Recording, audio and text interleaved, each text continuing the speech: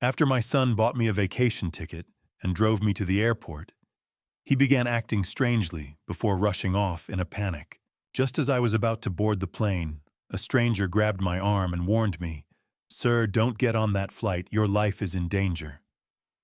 What he revealed next sent chills down my spine. I uncovered a horrifying truth about my own family, and now I had to devise a plan to save myself from the very people I loved most in this world. Hello everyone, and welcome. Before we begin, please like, subscribe, and tell me where you're watching from. Wishing you a wonderful day. Quick reminder, this is a fictional story with dramatized details for emotional impact. Any similarities to real events are coincidental, but the lessons are deeply meaningful. Now let me reveal what that stranger showed me at the airport. My name is Henry Lawson, and I am 65 years old. I live alone now in a small cabin tucked into the forested hills of western Montana. The cabin sits on 3 acres of land surrounded by towering pines and Douglas firs. Most mornings I wake to the sound of elk moving through the trees outside my window. The air here is clean and sharp, the kind that fills your lungs and makes you feel alive. The sky stretches wide and endless, unmarked by city lights or the hum of traffic. It is peaceful here. Quiet in a way I never thought I would need, but 2 years ago I was living a very different life. Back then, I was 63 years old, and still waking up every morning in the same house I had shared with my wife Margaret for over 3 decades. We bought that house together in 1987, the year we got married. It was a 2-story colonial in the Washington Park neighborhood of Denver, Colorado, white trim, a deep front porch, and a backyard bordered by a wooden fence that Margaret painted herself one summer when we were still in our 30s. She planted roses along that fence. Every spring she'd kneel in the dirt with her gardening gloves and her wide-brimmed sun hat, tucking bulbs into the soil beneath the kitchen window. Tulips, bright red ones that came back year after year, faithful as clockwork. Margaret loved that house. She loved Denver. She loved our life there. We had one son. His name is Derek. He was born in 1989, 2 years after we bought the house. Margaret used to say that Derek was the best thing we ever did together, and for a long time I believed that was true. Margaret and I were together for 35 years. We met when we were both 26 at a community fundraiser in Boulder. She was volunteering at the registration table, and I was there because my college roommate had dragged me along. I saw her laugh at something someone said, and I thought, I want to know that woman. 3 months later, we were engaged. A year after that, we were married. She wasn't just my wife. She was my best friend. She was the person I told everything to, the good days and the bad ones, the worries and the wins. She made every room in that house feel like home. The kitchen smelled like her bread on Sunday mornings. The living room still had the couch we'd bought together in 1995, worn soft in all the right places. The bedroom upstairs was ours, our sanctuary, our haven. And then, in October of 2021, Margaret passed away. It was breast cancer. The aggressive kind, the kind that moves faster than you can react. By the time the doctors caught it, it had already spread. We spent nearly $80,000 on treatments, chemotherapy, radiation, experimental therapies that insurance wouldn't cover. I would have spent every cent I had if it meant one more year with her, one more month, one more day. But it wasn't enough. She was 61 years old when she left me. We had been together for 35 years, more than half my life. The last few weeks we brought her home. We rented a hospital bed and set it up in our bedroom so she could spend her final days in the place we had shared for so long. The hospice nurse came every afternoon. Margaret's sister flew in from Arizona, and Derek, our son, came by almost every day. I remember one afternoon in late October. The light was soft and golden through the curtains. Margaret was awake but weak. Derek sat on the edge of the bed and held her hand. She looked at him with those clear, sharp eyes she'd always had, even when her body was failing. and she whispered, "Promise me you'll take care of your father when I'm gone." Derek's voice broke. He squeezed her hand and said, "I promise, Mom. I promise." She smiled. It was one of the last times I ever saw her smile. 3 days later, she was gone. After Margaret passed away, the house didn't feel like home anymore. I would walk from room to room and see her everywhere. Her reading glasses were still on the coffee table. Her cardigan was still draped over the back of the kitchen chair. The calendar on the wall was still marked in her handwriting: doctor's appointments, grocery lists, reminders to water the tulips. I couldn't bring myself to throw any of it away, so I just stayed. I went to the grocery store on Tuesdays. I mowed the lawn. I kept the tulips watered, even though it broke my heart every time I looked at them. But I was alone. Derek tried to help. He would swing by once a week, usually on Sundays, sometimes with his wife. Derek was 34 years old, then strong, confident, the kind of man any father would be proud of. He worked as a financial advisor in downtown Denver. He drove a nice car, lived in a modern condo up in the Highlands neighborhood. He seemed like he had everything figured out. His wife was 31. She was sharp, polished, always put together. She worked as a marketing director for a tech startup. The two of them made a good-looking couple, the kind you see in magazine ads for luxury cars or vacation resorts. They would come over, sit with me in the living room, ask how I was doing. Derek would tell me I needed to get out more, see people do things. His wife would nod along and smile. I appreciated it. I really did. I thought my son was trying to honor the promise he had made to his mother. I thought he cared. I thought I was lucky to still have family. I didn't know that everything was about to change. It started on an evening in early April, about a week before my life changed forever.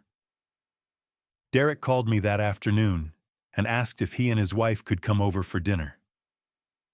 I said yes, of course. I was always happy to see my son, and if I'm being honest, I was lonely. The house felt too big, too quiet.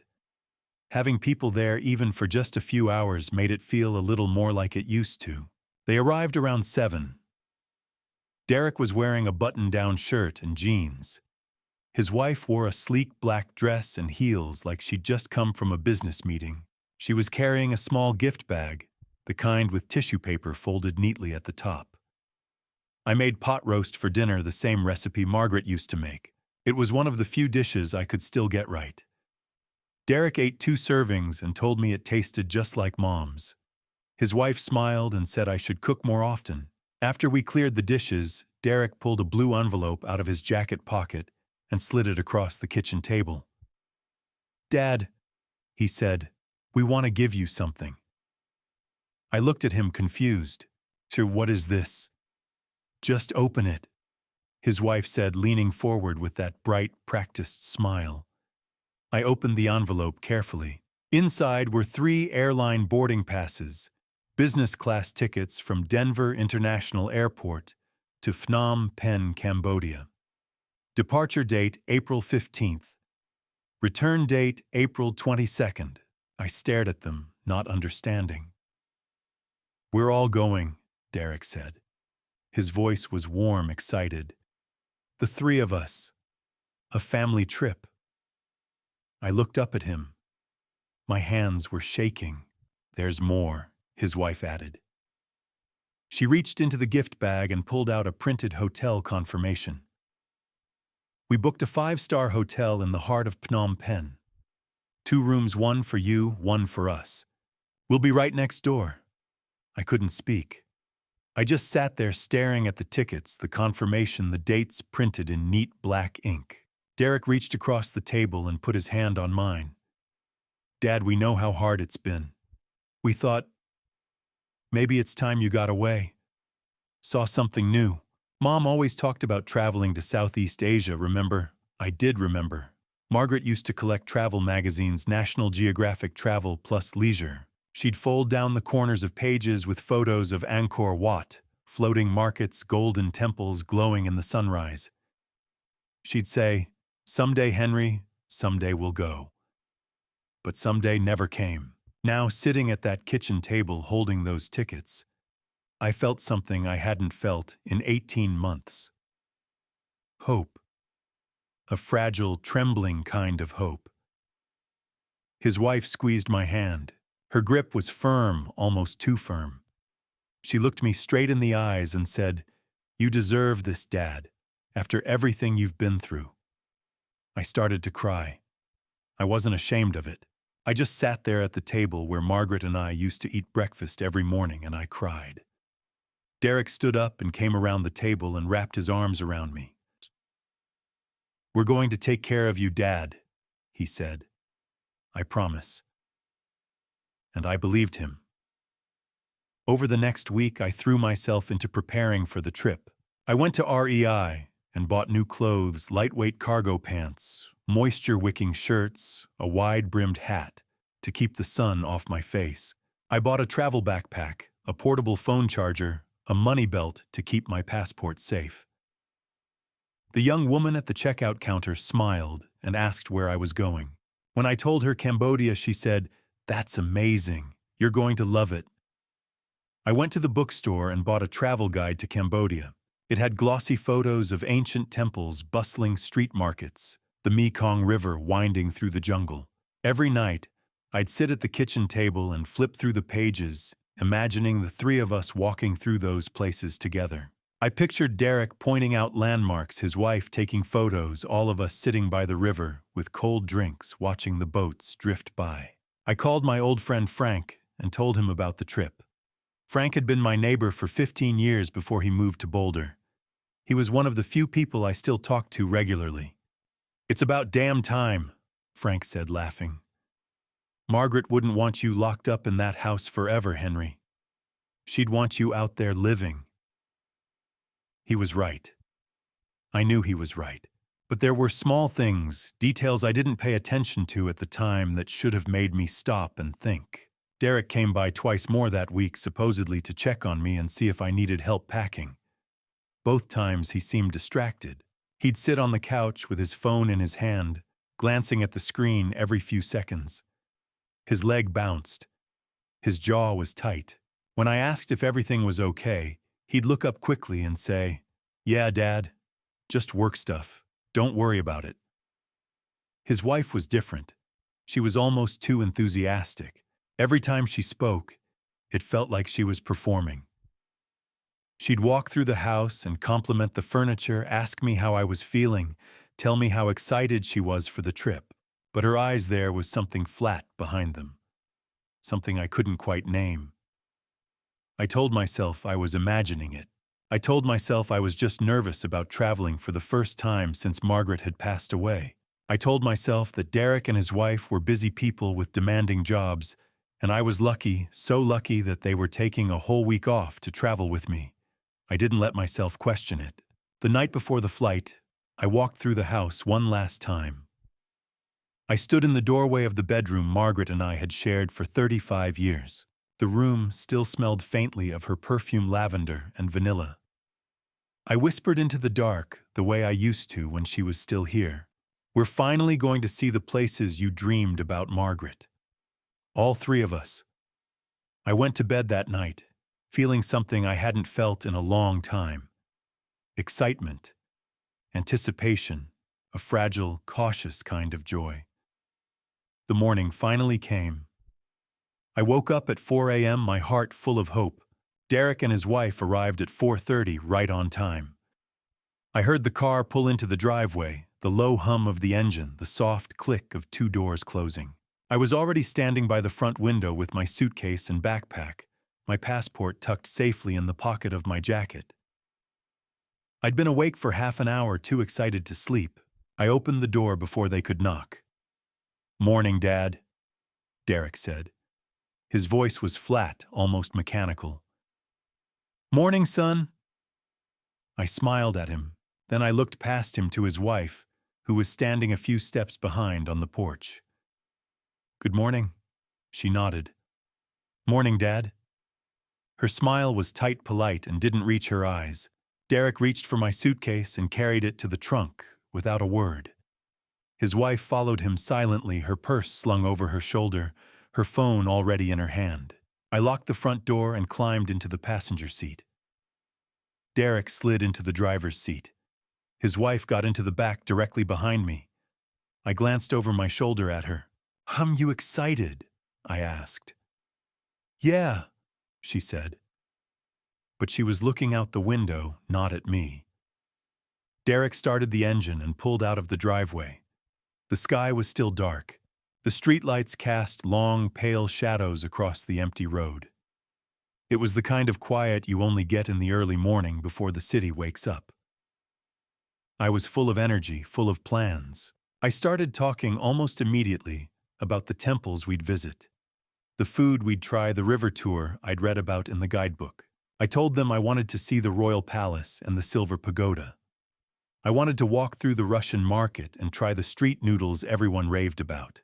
I wanted to take a boat ride on the Mekong at sunset. Neither of them responded. Derek stared straight ahead at the road, his hands gripping the steering wheel. His wife sat in the back seat, silent. Her face turned toward the window. I glanced at Derek. "You okay, son?" "Yeah." His voice was tight. "Just tired." But he didn't look tired. He looked tense, wired, like he was holding something in. His phone buzzed, then it buzzed again. Derek glanced down at it, his face lit up by the glow of the screen. I saw his jaw clench. He didn't pick it up. His wife leaned forward slightly from the back seat. I couldn't see her face, but I heard her voice, low, controlled. "Derek." He glanced at her in the rearview mirror. Their eyes met. Something passed between them. Something I didn't understand. Then Derek looked back at the road and tightened his grip on the wheel. The phone buzzed again. This time his wife reached forward and picked it up from the cup holder. She unlocked it, read the screen, then typed something quickly with her thumb. She set it back down without saying a word. "Work?" I asked. "Yeah," Derek said. He didn't look at me. "Just some last-minute stuff." I nodded, even though something about the whole exchange felt wrong. It was barely 5 in the morning. Who was texting him about work at this hour? And why was his wife answering his messages? I tried to push the thought away. I told myself they were just stressed. They had demanding jobs. They were taking a week off on short notice. Of course they'd be dealing with loose ends. We drove in silence for a while. The highway stretched out in front of us, empty and dark. The only lights were the amber glow of the street lamps sliding past us one by one. I looked over at Derek. His knuckles were white where he gripped the wheel. His shoulders were hunched forward. His jaw was locked tight. I tried to lighten the mood. "You know," I said, "this reminds me of when I taught you to drive. Remember, you were 16. We came out here on a Sunday morning, just like this, early, before the traffic started. You were so nervous you could barely get the car out of the driveway." Derek didn't say anything. "You stalled out 3 times before we even made it to the end of the block." I laughed softly. "Your mom was standing on the porch waving at us. She was so proud of you." Still nothing. I glanced back at his wife. She was staring out the window, her face expressionless, like she hadn't heard a word I'd said. I stopped talking. I looked out my own window and watched the dark shapes of buildings and trees blur past. Derek's phone buzzed again. This time he picked it up himself, unlocked. It read the message. His face went pale. He glanced at the rearview mirror at his wife. She gave a single, almost imperceptible nod. He set the phone down again, harder than he needed to. "Everything okay?" I asked quietly. "Fine," he snapped. Then more softly, "Sorry, Dad. I'm just dealing with some stuff. Don't worry about it." But I was worried. I couldn't help it. Something felt wrong. Derek's hands were shaking. His breathing was shallow. And his wife, she was too calm, too still, like she was waiting for something. I told myself it was nothing. I told myself I was being paranoid. By the time we reached Denver International Airport, the sky had started to lighten. The sun hadn't risen yet, but the horizon was tinged with pale blue and gray. The airport loomed ahead of us, massive, modern, with its distinctive white tent-like roof glowing softly in the early light. Derek pulled into the departures lane and parked near the terminal entrance. He turned off the engine and sat there for a moment, staring straight ahead, his hands still gripping the wheel. His wife opened her door first. She got out without a word, pulled her small carry-on from the trunk, and stood on the curb waiting. Derek finally opened his door. He popped the trunk and hauled out my suitcase. He moved fast, too fast. His movements were jerky, almost frantic. "You coming?" I asked. He nodded, but he didn't look at me. We walked into the terminal together, the three of us. Derek a few steps ahead, his wife beside him, me trailing behind with my suitcase. Inside, the air was cool and bright. The fluorescent lights hummed overhead. A few scattered travelers moved through the space business people with rolling luggage families with sleepy children, a couple of airline employees in uniform. We found the check-in counter for our flight. The line was short. Derek stood beside me, shifting his weight from foot to foot. His wife stood on his other side, arms crossed, staring at the departure board. His phone buzzed again. He pulled it out, read the message, then shoved it back into his pocket. His wife glanced at him. He shook his head slightly. We moved forward in line. When it was our turn, the woman behind the counter smiled at us and asked for our IDs and boarding passes. I handed mine over. Derek fumbled in his jacket pocket, pulled out his driver's license, and set it on the counter. His hand was trembling so badly the plastic card rattled against the surface. We finished checking in and headed toward security. The TSA line was short. Derek walked ahead, his phone in his hand. His wife walked beside him, silent. I followed with my suitcase, trying to ignore the knot in my stomach. We made it through security without incident. I collected my belongings, slipped my shoes back on, and looked for Derek and his wife. They were already moving toward the gates, not waiting for me. "Derek, wait up!" I called. He stopped but didn't turn around. His wife stopped beside him. I caught up.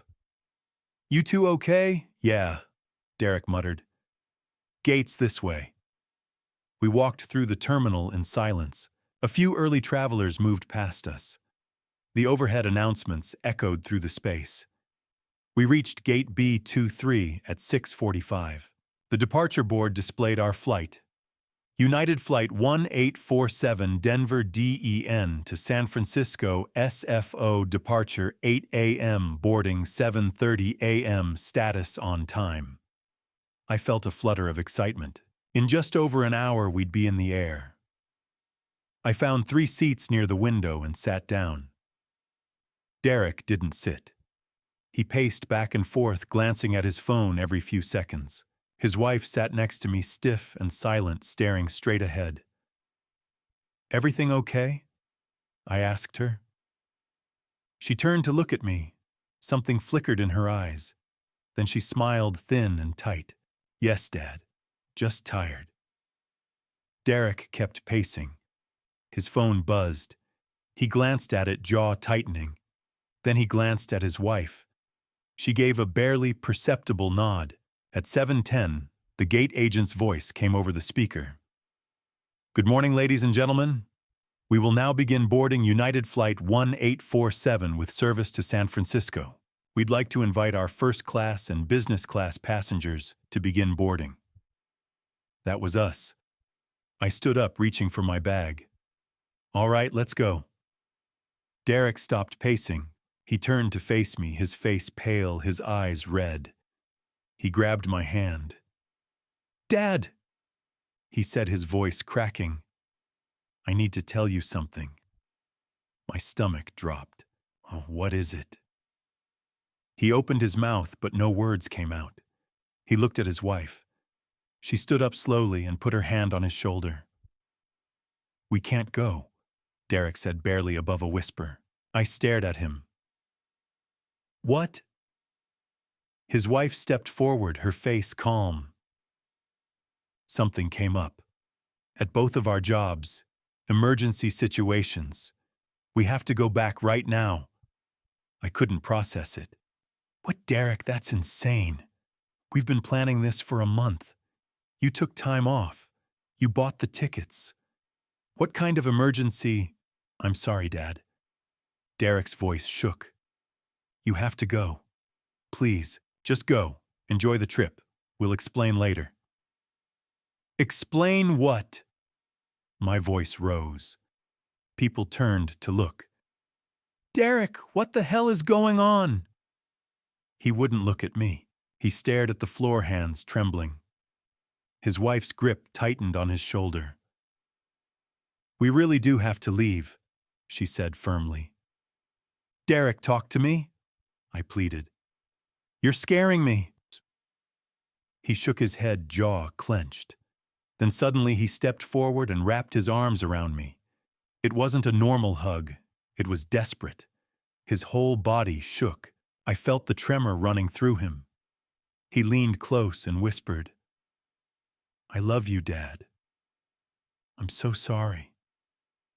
I'm so sorry. His wife grabbed his arm. Derek, she said sharply. We have to go. Now. Derek pulled away. His eyes were wet. His wife was already pulling him toward the exit. Derek! I shouted. Derek, wait! He didn't stop. They turned and walked away quickly, almost running side by side toward the terminal exit.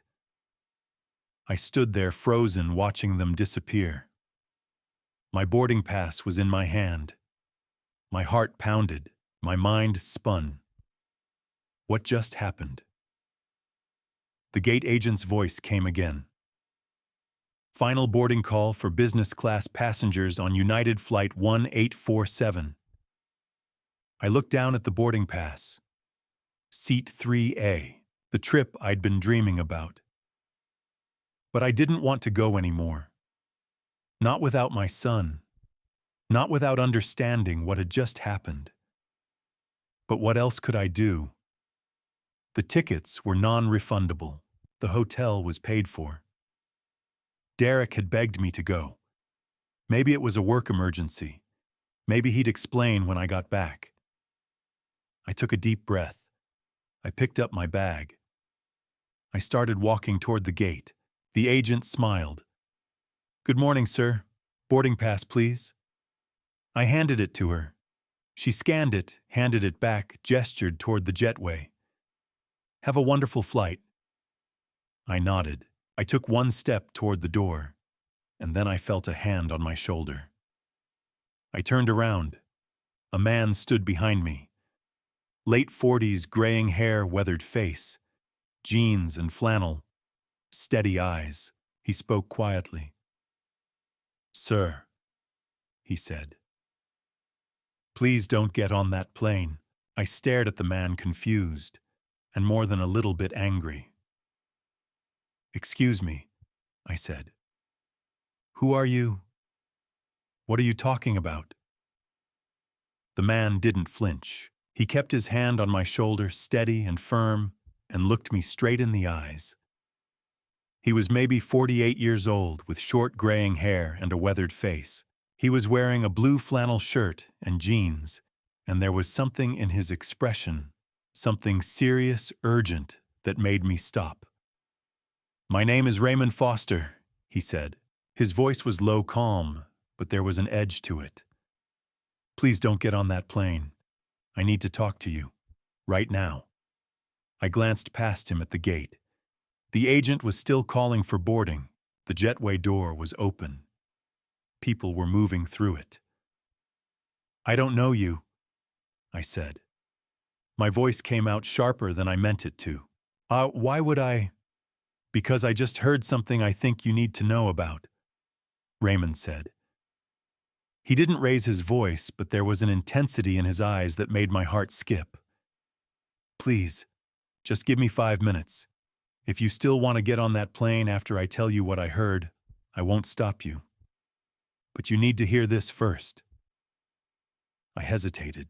Every instinct in my body was telling me to walk away, to get on the plane, to follow Derek's instructions, and just go. But something about this man, something about the way he was looking at me, the steadiness in his voice made me pause. 5 minutes, I said finally. Raymond nodded. He gestured away from the gate. Let's go somewhere we can talk.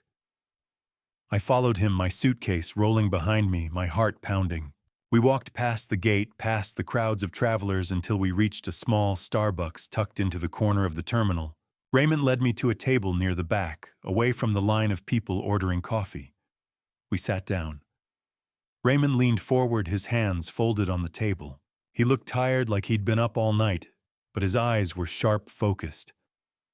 I'm flying to Seattle this morning, he said. My gate is over in Concourse A. I was sitting there about half an hour ago, waiting for my flight, minding my own business. And then 2 people sat down just 2 seats away from me. A man and a woman, young, maybe mid-30s. My stomach tightened. What did they look like? The man was tall, dark hair, wearing a blue jacket.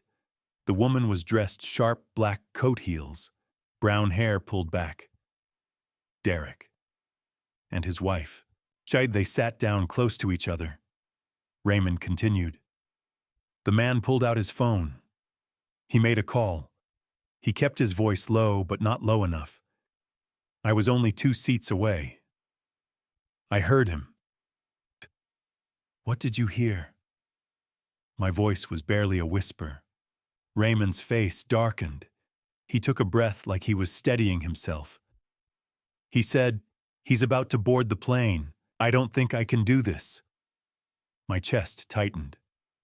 There was a pause, Raymond said, like someone was talking on the other end. And then he said, I know it's too late." Another pause. Then he said, "Central Market, day 3. Make it look like a robbery." The room tilted. I gripped the edge of the table. "No," I said. "No, that's not. You must have misheard. You must have—" "I didn't mishear," Raymond said quietly. I heard him clearly, and the woman sitting next to him, she wasn't on the phone, but she was listening. She leaned over and said something to him. I couldn't hear exactly what, but it sounded like, "It's already done. We can't stop it now." I couldn't breathe. My hands were shaking. The man looked upset, Raymond continued, like he was about to break down. But the woman, she was calm, cold. She stood up, grabbed his arm, and they left together. I followed them. You followed them. I did. Raymond's jaw tightened. Because I've been around long enough to know what that kind of conversation means. I followed them to gate B23. I stayed back, watched from a distance. I saw them talking to an older man, someone who looked happy, excited. And then I saw them leave. Without him, they just walked away and left him standing there. My throat closed. I couldn't speak. "That older man was you," Raymond said. "Wasn't it?" I nodded slowly. I felt like I was going to be sick. Raymond leaned back in his chair. "I don't know who those people are to you, but I know what I heard. And I know that if you get on that plane, something very bad is going to happen to you in Cambodia." I shook my head, my voice breaking. That was my son. And his wife. They couldn't. "I'm not telling you what to believe," Raymond said. "I'm telling you what I heard. And there's one more thing." I looked up at him. "They mentioned money," Raymond said carefully. "A large sum of money. And something about life insurance." The words hit me like a punch to the chest. "Life insurance," I whispered. Raymond nodded. The man said something like, "It's a lot of money. We won't have to worry anymore."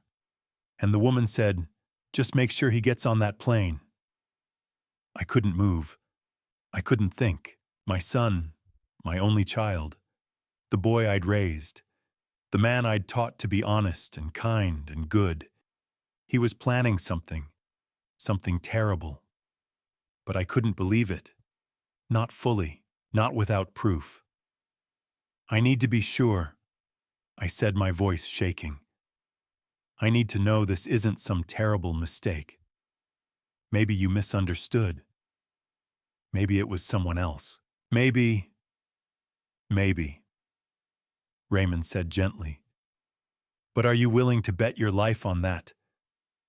I needed to be certain this wasn't some horrible misunderstanding. I pulled my phone out of my pocket with shaking hands and stared at the screen. Raymond stood up from the table. "I'll give you some privacy," he said quietly. "But please make that call. Find out the truth." I looked up at him. "Thank you," I said. My voice was barely a whisper. "Thank you for stopping me." Raymond nodded. "I hope I'm wrong. I really do." He paused. "But if I'm not, you need to know." He turned and walked away, disappearing into the crowd of travelers moving through the terminal. I sat there alone at the Starbucks table, my phone in my hand, my heart pounding. I needed to call someone. Someone I trusted. Someone who knew my finances, my life, my family. Frank, my oldest friend. We'd known each other for 30 years. He'd helped me with all the paperwork after Margaret passed away, my will, my accounts, my insurance policies. If anyone could tell me what was real and what wasn't, it was Frank. I scrolled to his number and pressed call. The phone rang. Once. Twice. 3 times. "Well, Henry." Frank's voice came through groggy and confused. "It's 7:40 in the morning. What's going on?" "Frank," I said. My voice was shaking. "I need you to do something for me. Right now, please." There was a pause. I heard rustling on the other end, Frank sitting up in bed, suddenly alert. "What's wrong? Are you okay?" "I don't know," I said. "Frank, I'm at the airport. I was about to get on a plane to Cambodia, but someone just told me." I stopped. My throat closed up. "Frank, someone just told me they heard Derek and his wife talking. They were planning something bad, in Cambodia, and they mentioned life insurance." Silence. "Henry," Frank said carefully. "What exactly are you saying?" "I'm saying I need you to go to my house, right now. Use the spare key I gave you. Go through my desk, my filing cabinet, everything. Find out if there's a life insurance policy I don't know about. Find out if Derek is the beneficiary. Find out if there's anything at all that I'm missing. Henry, this is serious. If what you're saying is true. Please, Frank." My voice broke. "I'm begging you. I need to know." "Okay," Frank said. "Okay, I'm getting dressed right now. I'll head over. It'll take me about 30 minutes to get there from Boulder." "Thank you," I whispered. "Thank you." I hung up. I sat there alone, staring at my phone, watching the minutes tick by. 7:45, 7:50, 8 o'clock. My flight had departed. I watched the departure board update United 1847. Departed. I'd missed it.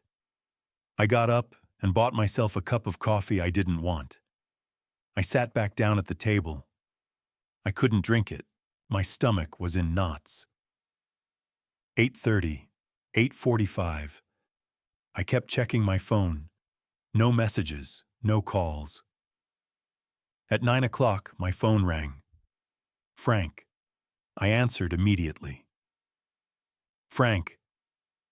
"Henry." His voice was shaking. In 30 years, I'd never heard Frank sound like this. "What did you find?" I asked. Frank took a breath. "Henry, I'm in your house. I went through your desk like you asked. I found a life insurance policy. A new one. I don't remember ever seeing this before. It's dated 3 months ago. January." My heart stopped. "How much?" I whispered. $350,000. The room spun. "Beneficiary Derek Lawson," Frank continued.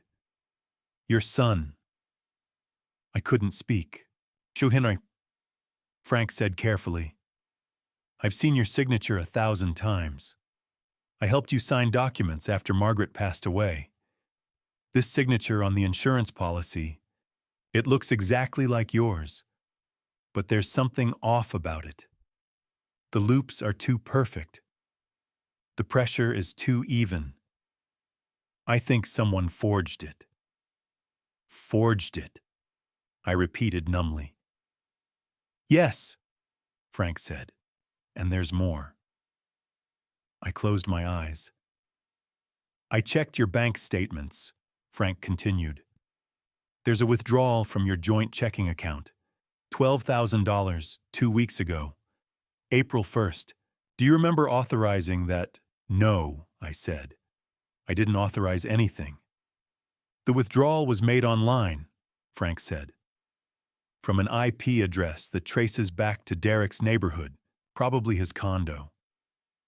I felt like I was going to throw up. "Frank," I said slowly, "is there anything else?" There was a long pause. "Henry," Frank said, his voice tight. "There's a laptop here, on the coffee table in your living room. I think Derek left it here the last time he visited. And I opened it. The browser history is still there. Henry, there are search terms from 2 weeks ago. Life insurance payout timeline. Accidental traveler incidents in Southeast Asia.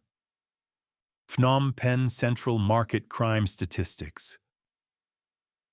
How long to process international incident claims?" I couldn't breathe.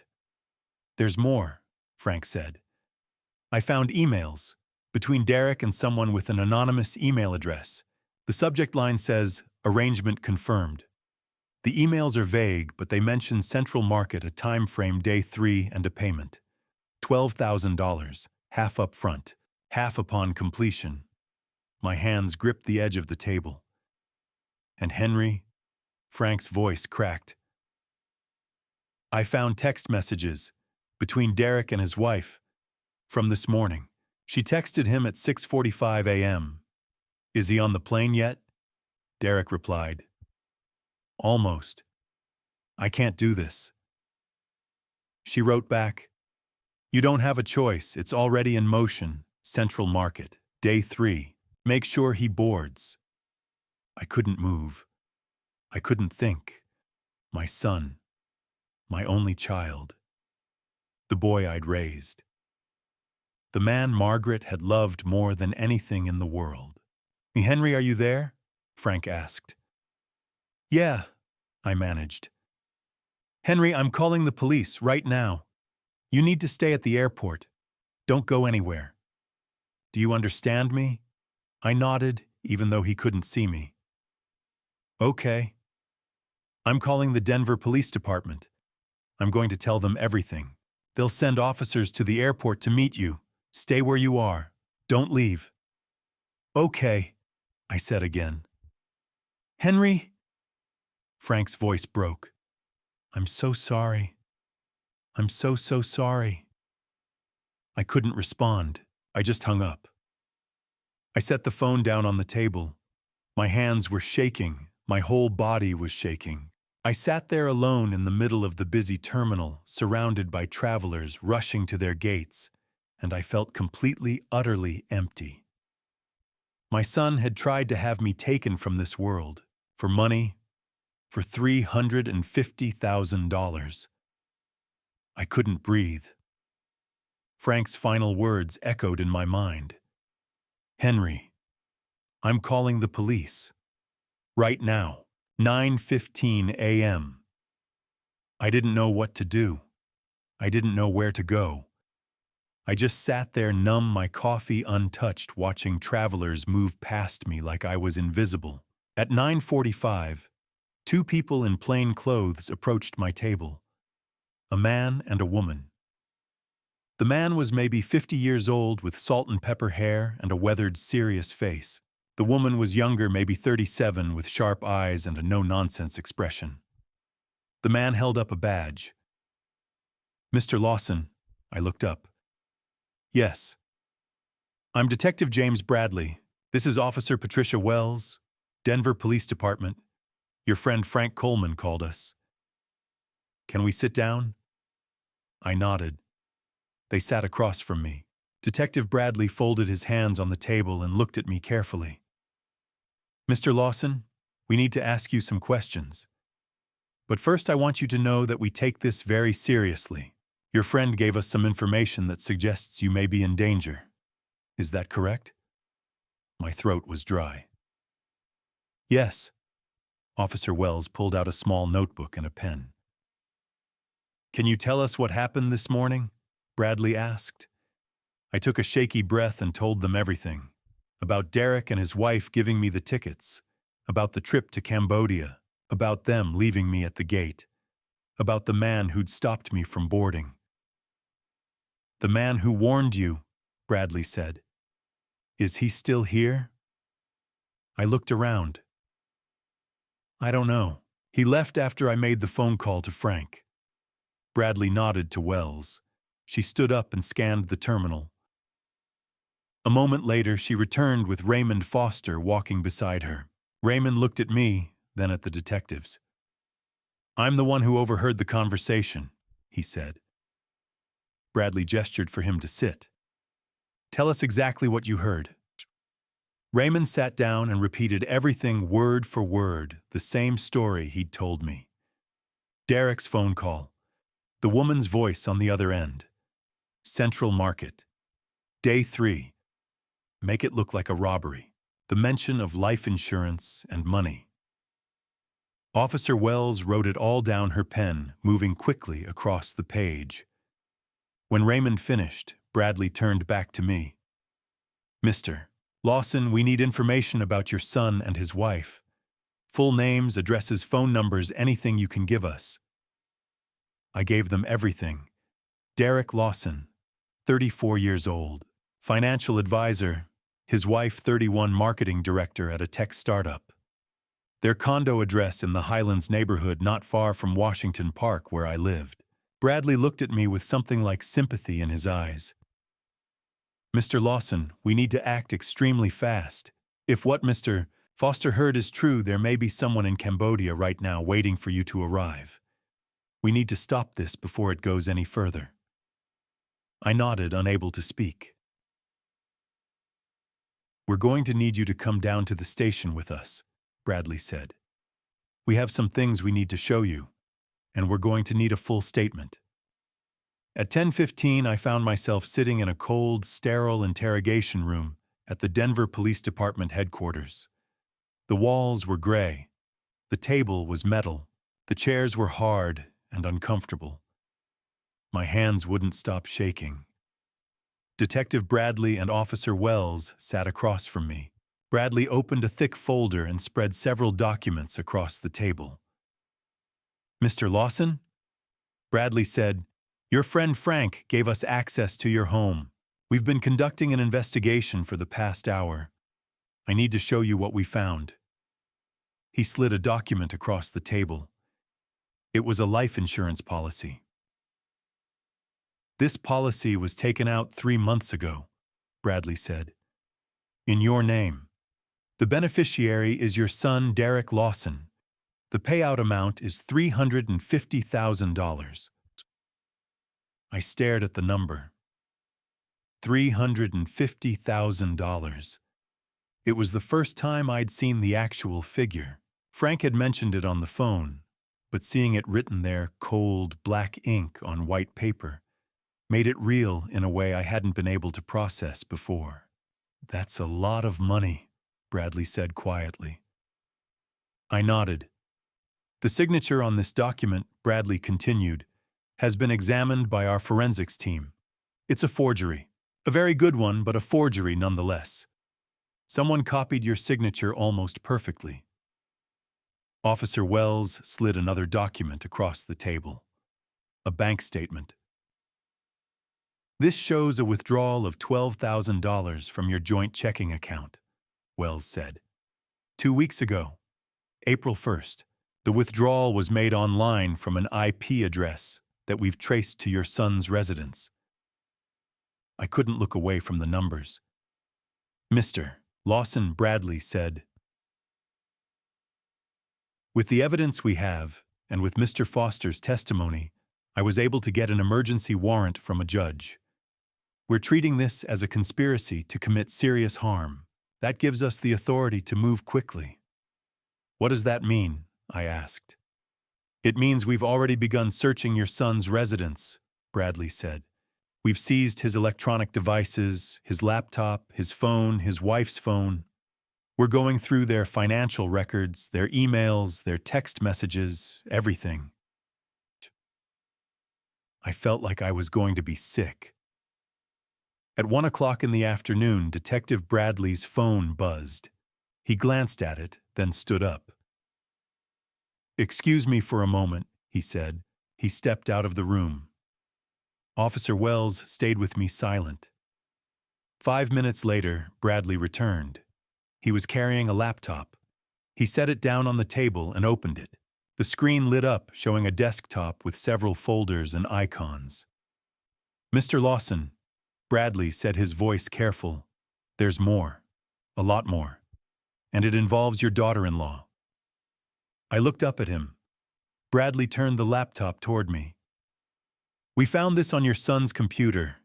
Email correspondence, search history, financial transactions, and text messages between your son and his wife." He clicked on a folder. A series of emails appeared on the screen. "Your daughter-in-law," Bradley said, "appears to be the primary organizer of this plan." My blood ran cold.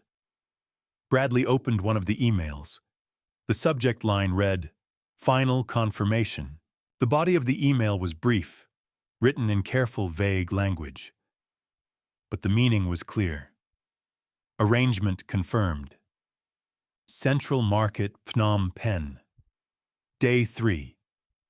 Target elderly male solo traveler. Payment $12,000 USD, half up front, half upon completion. Make it look like a robbery gone wrong. I couldn't breathe. Bradley opened another file. Text messages between Derek and his wife from this morning. 6:45 a.m. Her, is he on the plane, yet 6:47 a.m. Derek almost. I can't do this. 6:48 a.m. Her. You don't have a choice. It's already in motion. Central Market. Day 3. Make sure he boards. 6:50 a.m. Derek, I can't. He's my father. 6:51 a.m. Her. He's worth $350,000, and we're out of time. The payment is already made. If he doesn't get on that plane, we lose everything. I stared at the screen. My daughter-in-law. The woman Derek had married. The woman I'd welcomed into my family. She had planned this. "Mr. Lawson," Detective Bradley said quietly, "there's more. A lot more. And it's all connected to her." Detective Bradley turned the laptop screen toward me. "Mr. Lawson," he said carefully, "what I'm about to show you is going to be very difficult, but you need to see it." I nodded, even though I wasn't sure I could handle any more. Bradley opened an email folder. The sender's address was Chelsea's personal email, the one I recognized from family messages and holiday photos. But the recipient was an address I'd never seen before, fixerpp@proton.me. Bradley clicked on one of the emails. The subject line read, "Final details." I leaned forward and read the message. Target male American, 63 years old. Arriving April 15th, Central Market Day 3. Must look natural accident or robbery. Total fee $25,000, half up front, half upon completion. The room spun. I gripped the edge of the table. My daughter-in-law. The woman who'd sat at my kitchen table and smiled at me.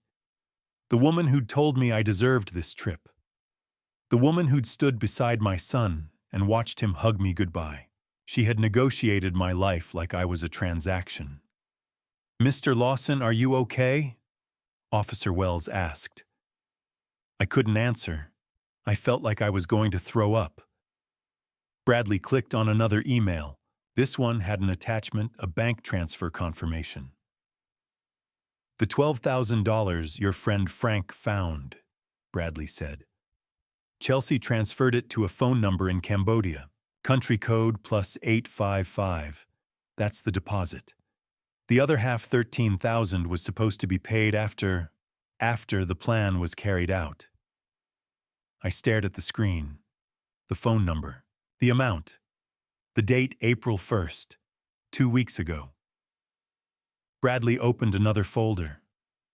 We also pulled Chelsea's phone records. Over the past 6 months, she's made 247 calls and text messages to a man named Preston Walsh. "Who's Preston Walsh?" I asked, my voice barely a whisper. Bradley pulled up a profile. A photograph appeared on the screen. A man in his early 50s, well-dressed, confident smile. Salt and pepper hair. Expensive suit. "Preston Walsh," Bradley said. 52 years old. CEO of a tech company based in Boulder. Divorced. No kids. Owns a house in Cherry Creek worth $2.3 million. I didn't understand. "What does he have to do with this?" Bradley clicked on the text message thread between Chelsea and Preston. The messages went back months. I read them, my stomach twisting with every line. "Chelsea, I can't wait until we don't have to hide anymore. Preston, soon, babe. Soon we'll have everything. Chelsea, I hate lying to him. But it's the only way. Preston, once this is over, we'll start fresh. Just you and me. Chelsea, I love you. Preston, I love you too. Just a little longer." The messages were from 3 weeks ago. Then 2 weeks ago. Then last week. Then this week. The most recent one was from this morning, 6:30 a.m., right before Derek and Chelsea picked me up. "Chelsea, it's happening today. He's on his way to the airport. Preston, are you sure Derek can handle it? Chelsea, he doesn't have a choice. The money's already sent. Preston, and after Chelsea, we leave tomorrow. Bahamas, just like we planned." I couldn't breathe. Detective Bradley looked at me with something that might have been pity. "Mr. Lawson, did you know your daughter-in-law was having an affair?" I shook my head. Tears were running down my face, and I didn't even try to stop them. Officer Wells slid another document across the table. "We found this in Chelsea's email. Flight reservations. 2 tickets. Denver to Nassau, Bahamas. Departing tomorrow, April 16th. Passengers Chelsea Lawson and Preston Walsh." I stared at the flight confirmation. Tomorrow. They were going to leave tomorrow. "She was planning to take the money and run," Bradley said quietly. "I'm with her lover. And leave your son behind to deal with the consequences." "Does Derek know?" I asked. My voice sounded hollow, distant. "Does he know about Preston?" Bradley hesitated. "We don't know yet, but based on the evidence we've seen, we believe Chelsea has been manipulating your son for months. We found records showing that Derek owes a significant amount of money, gambling debts, bad investments. Close to $425,000. Chichico, I felt like I'd been punched in the stomach. Chelsea knew about the debts, Bradley continued, and we believe she used them to pressure him into this plan. She convinced him that the life insurance payout was the only way out. But the evidence suggests she was planning to take the money and disappear with Preston Walsh. Your son may have been a tool, but he's still complicit. I couldn't process it. My son, my daughter-in-law, a stranger named Preston Walsh, $425,000 in debt, an affair, a plan to have me taken from this world, a flight to the Bahamas. It was too much. It was all too much. Mr. Lawson, Bradley said, his voice firm, we need to move quickly. Based on what we've found, we have enough evidence to arrest both your son and your daughter-in-law. We also need to bring in Preston Walsh for questioning. I looked up at him. What happens now? We're going to send units to apprehend them, Bradley said. Your son is most likely at his condo. Chelsea may be there as well, or she may be with Preston Walsh. We'll find them. Officer Wells leaned forward. We're also going to alert the authorities in Cambodia. If there's someone waiting for you at Central Market in Phnom Penh, we need to make sure they're stopped before they can harm anyone else. I nodded numbly. Bradley closed the laptop and stood up. He looked at me carefully, his expression serious. We're going to arrest them, right now, he said. Mr. Lawson, I need to ask you something. When we bring your son in for interrogation, would you want to be present in the observation room? You wouldn't be in the same room as him, but you'd be able to see and hear everything. He paused. Some people find it helps them understand, Bradley continued. Others find it too painful. The choice is entirely yours. I stared at him, my mind racing. Did I want to see my son? Did I want to hear him explain why he'd tried to have me taken away? Did I want to watch him sit across from a detective and answer questions about the plan to end my life? Detective Bradley's eyes didn't leave mine. So I'm asking you, Mr. Lawson, he said quietly. Do you want to be there when we interrogate your son? I didn't answer Detective Bradley's question right away. I just sat there staring at the table, my mind spinning. Did I want to see my son? Did I want to hear what he had to say? Before I could respond, Bradley's phone buzzed. He glanced at it, then stood up. Excuse me, Mr. Lawson. I need to coordinate the arrest. Officer Wells will stay with you. He left the room. Wells sat down across from me, her expression calm and professional. Can I get you anything? She asked. Water, coffee. I shook my head. I couldn't imagine eating or drinking anything. So I just sat there, waiting. 2 hours later, Detective Bradley returned. His face was tight, serious, but there was something in his eyes, relief maybe, or satisfaction. We got him, Bradley said. I looked up. Derek. Yes, he wasn't at his condo. But we found him at a friend's house. Stephen Parker, 32 years old, lives about 15 minutes from your son's place.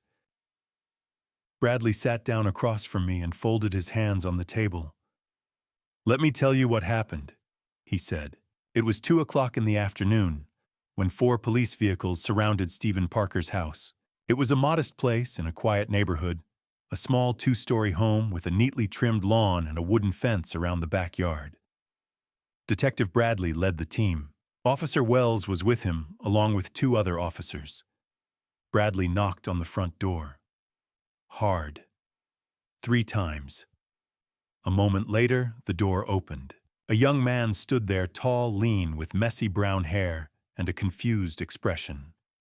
Stephen Parker. The moment Stephen saw the badges, the uniforms, the cars parked on the street, His face went pale. "What's going on?" Stephen asked. His voice was shaking. "We're looking for Derek Lawson," Bradley said. "Is he here?" Stephen hesitated, just for a second, but it was enough. "I need you to step aside, Mr. Parker," Bradley said. Stephen didn't move. "I don't—" "Step aside. Now." Stephen stepped back, his hands raised. Bradley walked into the house. Wells followed. The other officers moved around the side, covering the back exit. "Derek Lawson," Bradley called out. "This is the Denver police. We have a warrant for your arrest. Come out now." Silence, and then movement. Fast. From the back of the house. Wells reacted immediately. She ran through the kitchen, out the back door, into the yard. Derek was halfway across the lawn, heading for the back fence. "Stop, police!" Wells shouted. Derek didn't stop. He kept running. Wells was faster. She caught up to him in 3 strides, grabbed his shoulder and pulled him down. Derek hit the grass hard, face first. Wells didn't hesitate. She was on him in a second, pulling his arms behind his back, locking the handcuffs around his wrists. Derek didn't fight. He didn't struggle. He just lay there on the grass, his face pressed into the dirt, and he started to cry. "Oh, God," Derek sobbed. "Oh, God, I didn't want this to happen. I didn't want this. I didn't want this." Wells pulled him to his feet. Derek's legs buckled. He could barely stand. "Derek Lawson," Wells said, her voice flat and official. "You're under arrest for conspiracy to commit serious harm. You have the right to remain silent." Derek wasn't listening. He was crying too hard. 2 officers led him back through the house, out the front door, toward one of the waiting police cars. Stephen Parker stood in the doorway, his face white, his eyes wide. "What did he do?" Stephen asked. His voice was barely a whisper. One of the officers looked at him. "Conspiracy. The victim was his own father." Stephen's knees gave out. He grabbed the door frame to keep from falling. They put Derek in the back of the police car. He didn't look up. He just sat there, slumped over, sobbing, and they drove him away.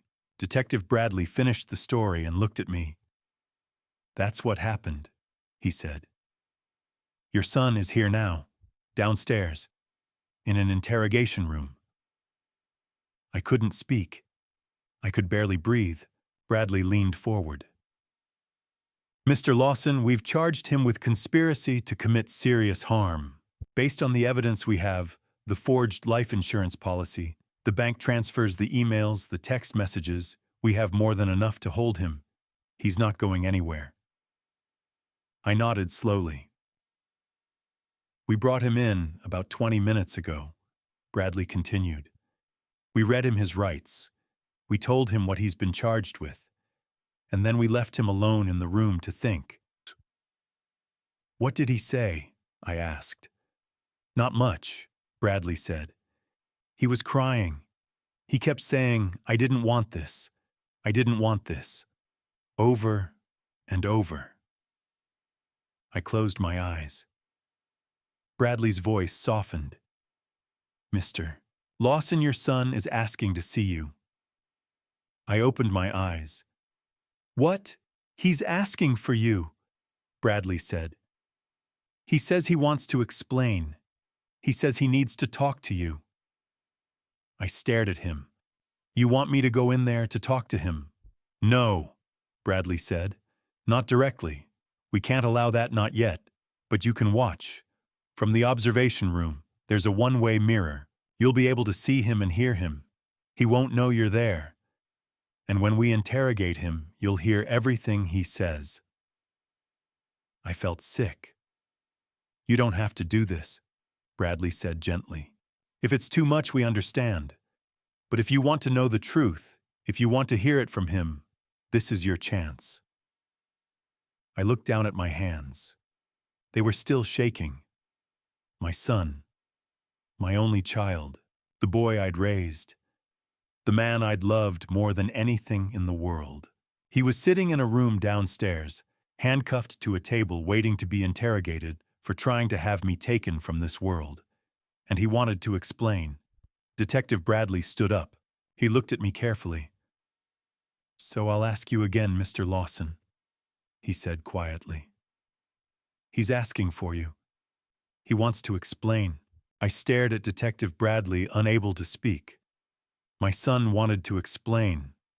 My son, who'd tried to have me taken from this world, wanted to tell me why.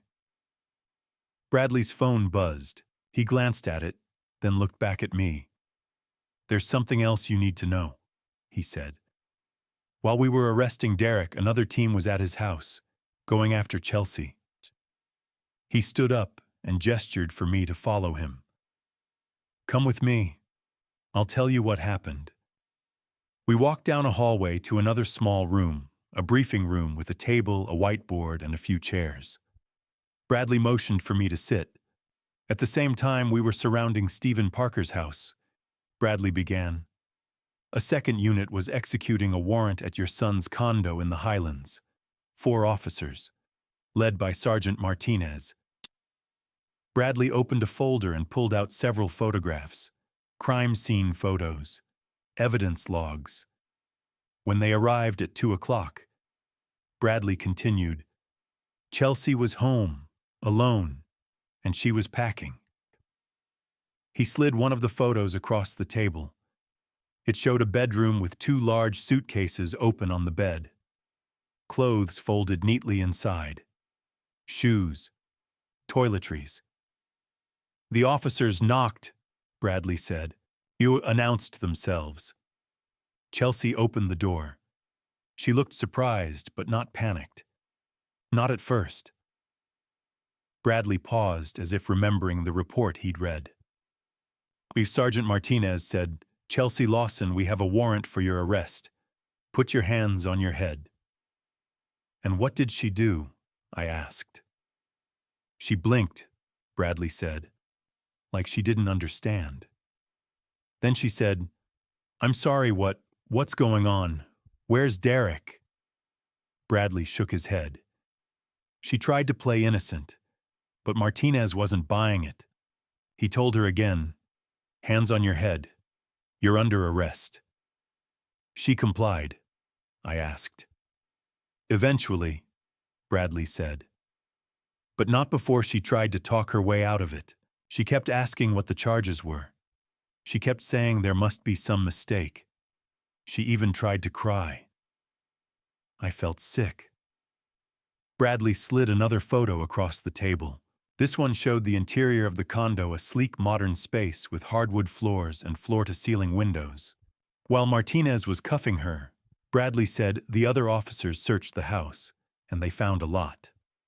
He pulled out an evidence list and read from it. 2 plane tickets to Nassau, Bahamas. Departing tomorrow morning at 9 a.m. Passengers Chelsea Lawson and Preston Walsh. First class. One-way tickets. My hands clenched into fists. $18,000 in cash, Bradley continued, hidden in one of the suitcases, wrapped in a sweater, small bills, 50s and 100s. He looked up at me. "No, that's the other half of the payment to the fixer in Cambodia. The first $12,000 was already sent. This $18,000 was supposed to be sent once the job was done." I couldn't breathe. "They also found her laptop," Bradley said. "Open on the kitchen counter, still logged in. Email correspondence with Fixer PP at proton.me. Text messages with Preston Walsh. All of it right there." He slid another photo across. A screenshot of an email. "Everything is set. He boards tomorrow. Day 3 Central Market. Make it look natural. Final payment upon confirmation." The email was sent from Chelsea's personal account. 3 days ago. When confronted with the evidence, Bradley said Chelsea changed her strategy. She stopped playing innocent. She started blaming your son. "What did she say?" I asked. Bradley leaned back in his chair. She said, Derek must have used my account. He made me do this. He threatened me. I had no choice. I closed my eyes. But we have proof, Bradley said. Voice recordings from her phone calls with the fixer. Email metadata showing the messages were sent from her devices, not Derek's. Text messages with Preston Walsh that make it very clear she was the one orchestrating this. He tapped the folder. Your daughter-in-law, Mr. Lawson, is the architect of this entire plan. She researched the fixer. She made the arrangements. She transferred the money. She manipulated your son into going along with it by exploiting his debts. And she was planning to take the insurance payout, leave your son to deal with the fallout, and run off to the Bahamas with her lover. I felt like I'd been punched in the stomach. Where is she now? I asked. Downstairs, Bradley said. In a separate interrogation room, about 50 feet away from your son. They're in different wings. They can't see each other. They can't communicate. He closed the folder and looked at me carefully. Mr. Lawson, we're going to interrogate both of them, separately. We'll start with your son because he's asking for you. He wants to explain. He wants to tell you his side of the story. I didn't know what to say. Bradley stood up. You don't have to be there. You can stay here or you can go home and we'll update you later. But if you want to hear the truth, if you want to hear it directly from him, now is the time. I looked down at my hands. They were still shaking. My son, my daughter-in-law. Both of them sitting in separate rooms waiting to be interrogated for trying to have me taken from this world. And I was supposed to listen. Detective Bradley walked to the door, then turned back to me. Mr. Lawson, he said quietly, are you ready to face your son? Made it this far? Drop justice in the comments to show you're still here. A gentle reminder, this story uses fictional elements to enhance the narrative. Not all details represent literal events.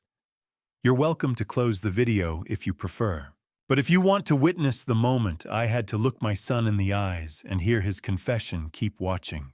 At 4 o'clock in the afternoon, Detective Bradley led me down a narrow hallway to a heavy metal door. A small window was set into the wall beside it, one-way glass. Through it, I could see a small, cold room with a metal table and 2 chairs. Derek sat in one of the chairs. His hands were cuffed to a metal ring bolted to the table. His face was pale, his eyes red and swollen. He looked like he hadn't slept in days. Bradley looked at me. You don't have to go in there, Mr. Lawson. You can watch from here. He won't know you're watching. I shook my head. I need to talk to him. Bradley hesitated. Are you sure? Yes. Bradley nodded slowly. All right. I'll be right outside if you need me. He opened the door.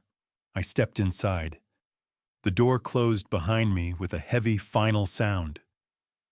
Derek looked up. The moment he saw me, his face crumpled.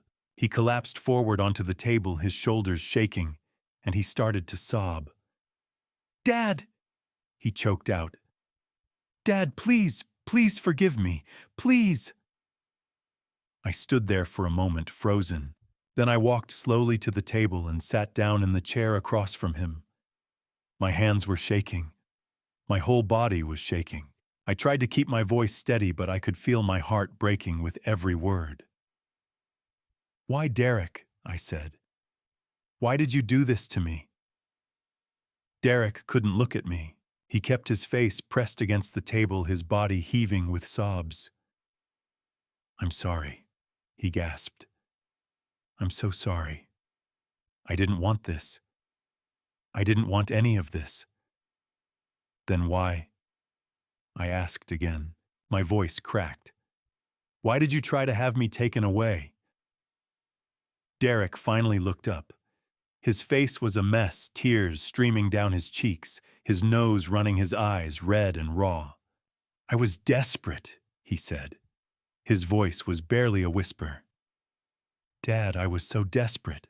I didn't know what else to do. Tell me, I said. Tell me everything. Derek took a shaky breath, and then he started talking. It started in January of last year, he said. 2022. I got invited to a poker game.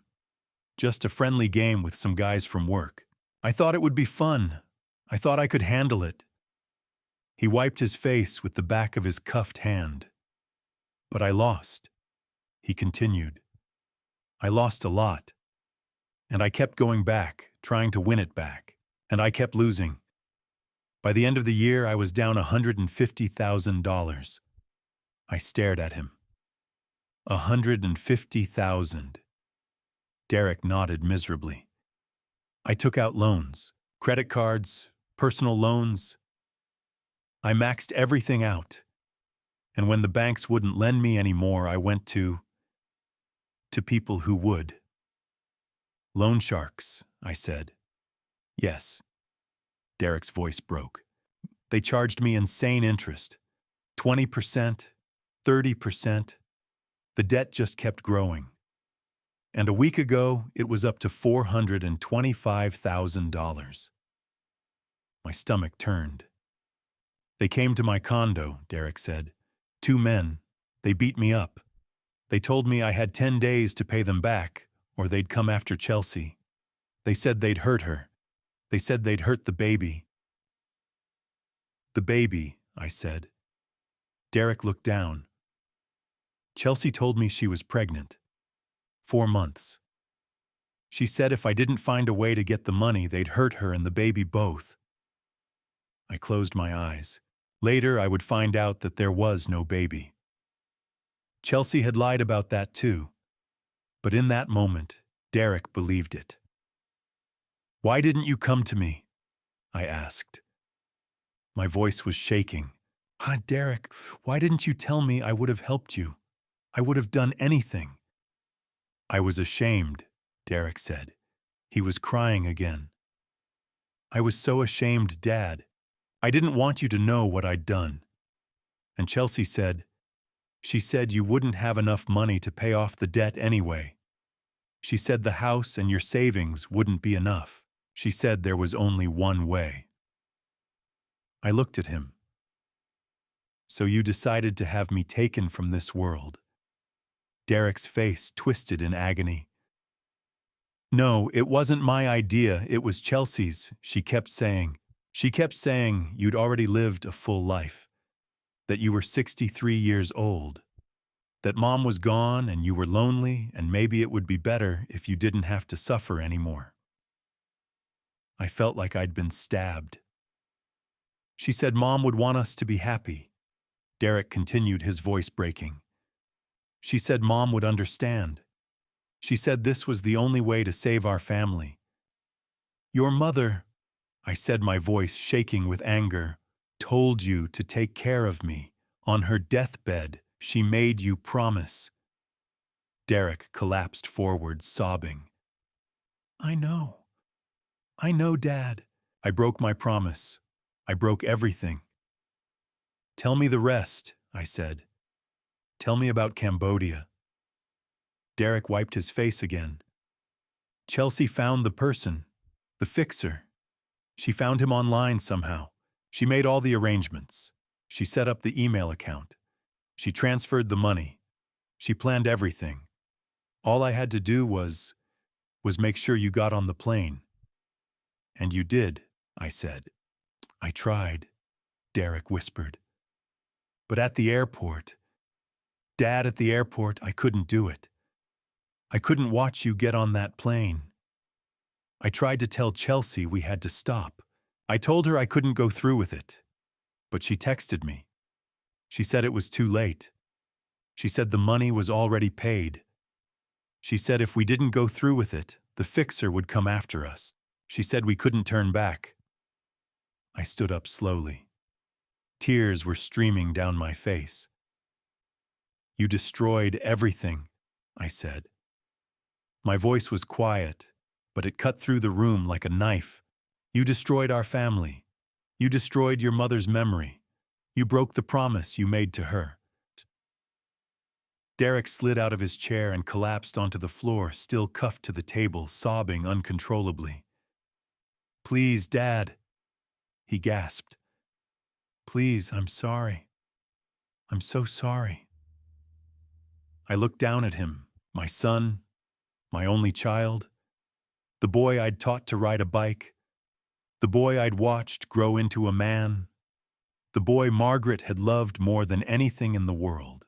And now he was on his knees, crying, begging for forgiveness, for trying to have me taken from this world. I turned and walked to the door. "Dad!" Derek screamed. "Dad, please don't leave me, please." I opened the door and stepped out into the hallway. Detective Bradley was standing there waiting. I looked at him. "I can't," I said. My voice was hollow. "I can't look at him anymore." I walked away. Behind me, I could still hear Derek's sobs echoing through the metal door. I didn't go into the room when they interrogated Chelsea. I couldn't. I'd barely made it through the conversation with Derek. I didn't have the strength to face her. Instead, I sat in the observation room with Officer Wells. She brought me water. She didn't say anything. She just sat with me while I stared at the one-way glass, watching the empty interrogation room on the other side. At 5:30 in the evening, 2 officers brought Chelsea in. She looked calm, composed. Her hair was still pulled back neatly. Her clothes were clean. She walked into the room like she was walking into a business meeting. They sat her down, cuffed her hands to the table, and then Detective Bradley walked in. "Mrs. Lawson," Bradley said, sitting down across from her. "Do you know why you're here?" Chelsea looked at him with cold, steady eyes. "I want a lawyer." Bradley nodded. "That's your right. But before we call one, I think you should know what evidence we have." He opened a folder and slid several documents across the table. Photographs, bank statements, email printouts, text messages. Chelsea glanced at them. Her face didn't change. "We found the tickets to the Bahamas," Bradley said. "You and Preston Walsh, departing tomorrow morning. First class. One way." Chelsea said nothing. "We found $18,000 in cash in your suitcase," Bradley continued. "Hidden under a sweater. Small bills. That's the second half of the payment to the fixer in Cambodia, isn't it?" Still nothing. Bradley leaned forward. "We also found your laptop. Open, logged in. Emails to fixer pp@proton.me. Text messages with Preston Walsh. All of it." Chelsea's jaw tightened. Just slightly. But I saw it. Bradley sat back. "Mrs. Lawson, we have everything. The emails, the bank transfers, the flight reservations, the voice recordings. You're not getting out of this. So you can either sit here and say nothing while we build the case against you, or you can talk to me. Your choice." There was a long silence, and then Chelsea spoke. Her voice was flat, cold. "Derek is weak," she said. "He gambled away everything we had. He buried us in debt. I needed a way out." Bradley didn't react. He just watched her. "I met Preston 8 months ago," Chelsea continued. "At a business conference in Boulder. He's successful, wealthy, CEO of a tech company, everything Derek isn't." "And you started an affair," Bradley said. "Yes." Chelsea didn't look ashamed. She looked bored. "Preston didn't know I was married. I told him I was separated, that I was in the process of getting a divorce. He believed me." "Did he know about the plan?" Bradley asked. Chelsea laughed. It was a short, sharp sound. Of course not. Preston's not a criminal. He's just useful. He has money. He has connections. And he was willing to take me away from all of this. Bradley tapped the folder. Tell me about Henry Lawson. Chelsea's expression didn't change. He's 63 years old. He's lived a full life. His wife is gone. He's alone. He has hundreds of thousands of dollars sitting in the bank doing nothing. It made sense. I felt like I'd been slapped. It made sense to have him taken away, Bradley said. Chelsea shrugged. Derek owed $425,000. The life insurance policy was worth $350,000.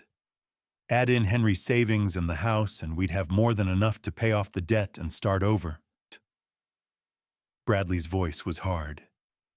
And Derek, your husband, what about him? Chelsea smiled. It was a cold, cruel smile. Derek is easy to manipulate. He's terrified of the loan sharks. He's desperate. All I had to do was convince him there was no other way. And after, Bradley asked. After the plan was carried out, what were you going to do with Derek? Chelsea leaned back in her chair as much as the cuffs would allow. Leave him, obviously. I'd already booked the tickets. Preston and I were supposed to fly out tomorrow morning. By the time Derek figured it out, I'd be gone. And Preston, Bradley said, he didn't know any of this. No, Chelsea said. Preston thought I was leaving Derek to be with him. He thought we were starting a new life together. He had no idea about the rest of it. Bradley closed the folder. Mrs. Lawson, you're being charged with conspiracy to commit serious harm, fraud, forgery, and wire transfer violations. You're looking at 15 to 20 years in prison. Chelsea's face finally flickered, just for a second. Fear, or maybe anger. I want my lawyer now, she said. Bradley stood up. We'll arrange that. He walked out of the room. Chelsea sat there alone, staring at the table. I turned away from the glass. I couldn't look at her anymore. At 7 o'clock that evening, Preston Walsh arrived at the police station. Detective Bradley had asked him to come in for questioning. Preston had agreed immediately. I watched through the glass as they brought him into another interrogation room. He looked confused, worried, but not guilty. Preston Walsh was 51 years old, tall, well-dressed with salt and pepper hair and an expensive watch. He looked exactly like what he was, a successful businessman who had no idea he'd been manipulated. Mr. Walsh, Bradley said, sitting down across from him, thank you for coming in. I need to ask you some questions about Chelsea Lawson. Preston's face went pale. Is she okay? What's going on? Bradley explained everything. The plan. The fixer in Cambodia. The life insurance fraud. The emails. The money transfers. Preston's face went from pale to white. He looked like he was going to be sick. I didn't know, Preston said. His voice was shaking. I swear to God I didn't know any of this. She told me she was getting a divorce. She said her husband was abusive. She said she needed to get away from him. I believed her. Bradley nodded. We know Mr. Walsh. We've checked your phone records, your emails, your bank accounts. There's no evidence you were involved in any of this. You were a victim too. She lied to you. Preston put his head in his hands. Oh, God. Oh, God. After an hour of questioning, the police cleared Preston Walsh. He wasn't charged with anything. He left the station looking like a broken man. Later that night, Detective Bradley sat down with me in the waiting room. He looked tired. Mr. Lawson, he said, I wanted to give you an update. We've finished the initial interrogations. Your son and your daughter-in-law have both been charged. They'll be arraigned tomorrow morning. I nodded numbly. Bradley hesitated. For what it's worth, they're very different. Your son is guilty, yes, but he was manipulated. He's weak and he made terrible choices, but there's remorse there. Your daughter-in-law, on the other hand, he shook his head. She's cold, calculating. She has no remorse. She planned this from the beginning. I looked down at my hands. Two people, two different levels of guilt. But both of them had destroyed my world. That evening, April 15th, 2023, Frank drove me home. I sat in the passenger seat, staring out the window, watching Denver blur past. I didn't say anything. There were no words left. When we pulled up in front of my house in Washington Park, Frank turned off the engine and looked at me. "Do you want me to come in?" he asked.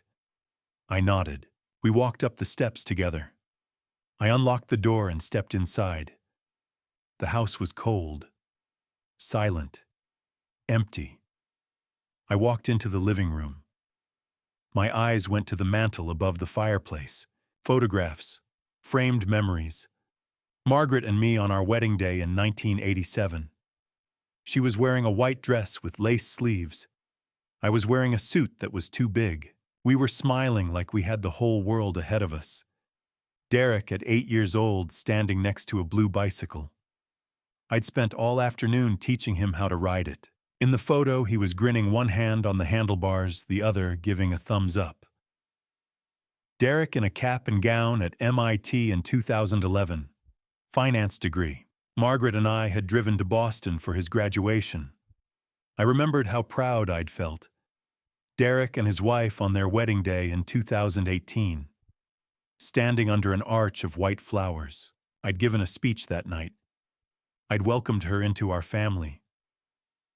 I stared at the photographs. They looked like lies now. Cruel, beautiful lies. Frank stood beside me. "Henry, I can't stay here tonight," I said. "Then don't. Come to my place." I shook my head. "No, I need to be here." Frank nodded slowly. "Then I'm staying with you. I'm not leaving you alone tonight." I didn't argue. Frank made coffee. I sat on the couch in the dark. I couldn't turn on the lights. I just sat there staring at nothing. I didn't sleep that night. Every time I closed my eyes, I saw Derek's face. I heard his voice. "I'm sorry, Dad. Please forgive me." At 3 in the morning, I got up and pulled out the old family photo album. I sat at the kitchen table and turned the pages slowly. Derek as a baby. First day of school. Little League baseball. High school graduation.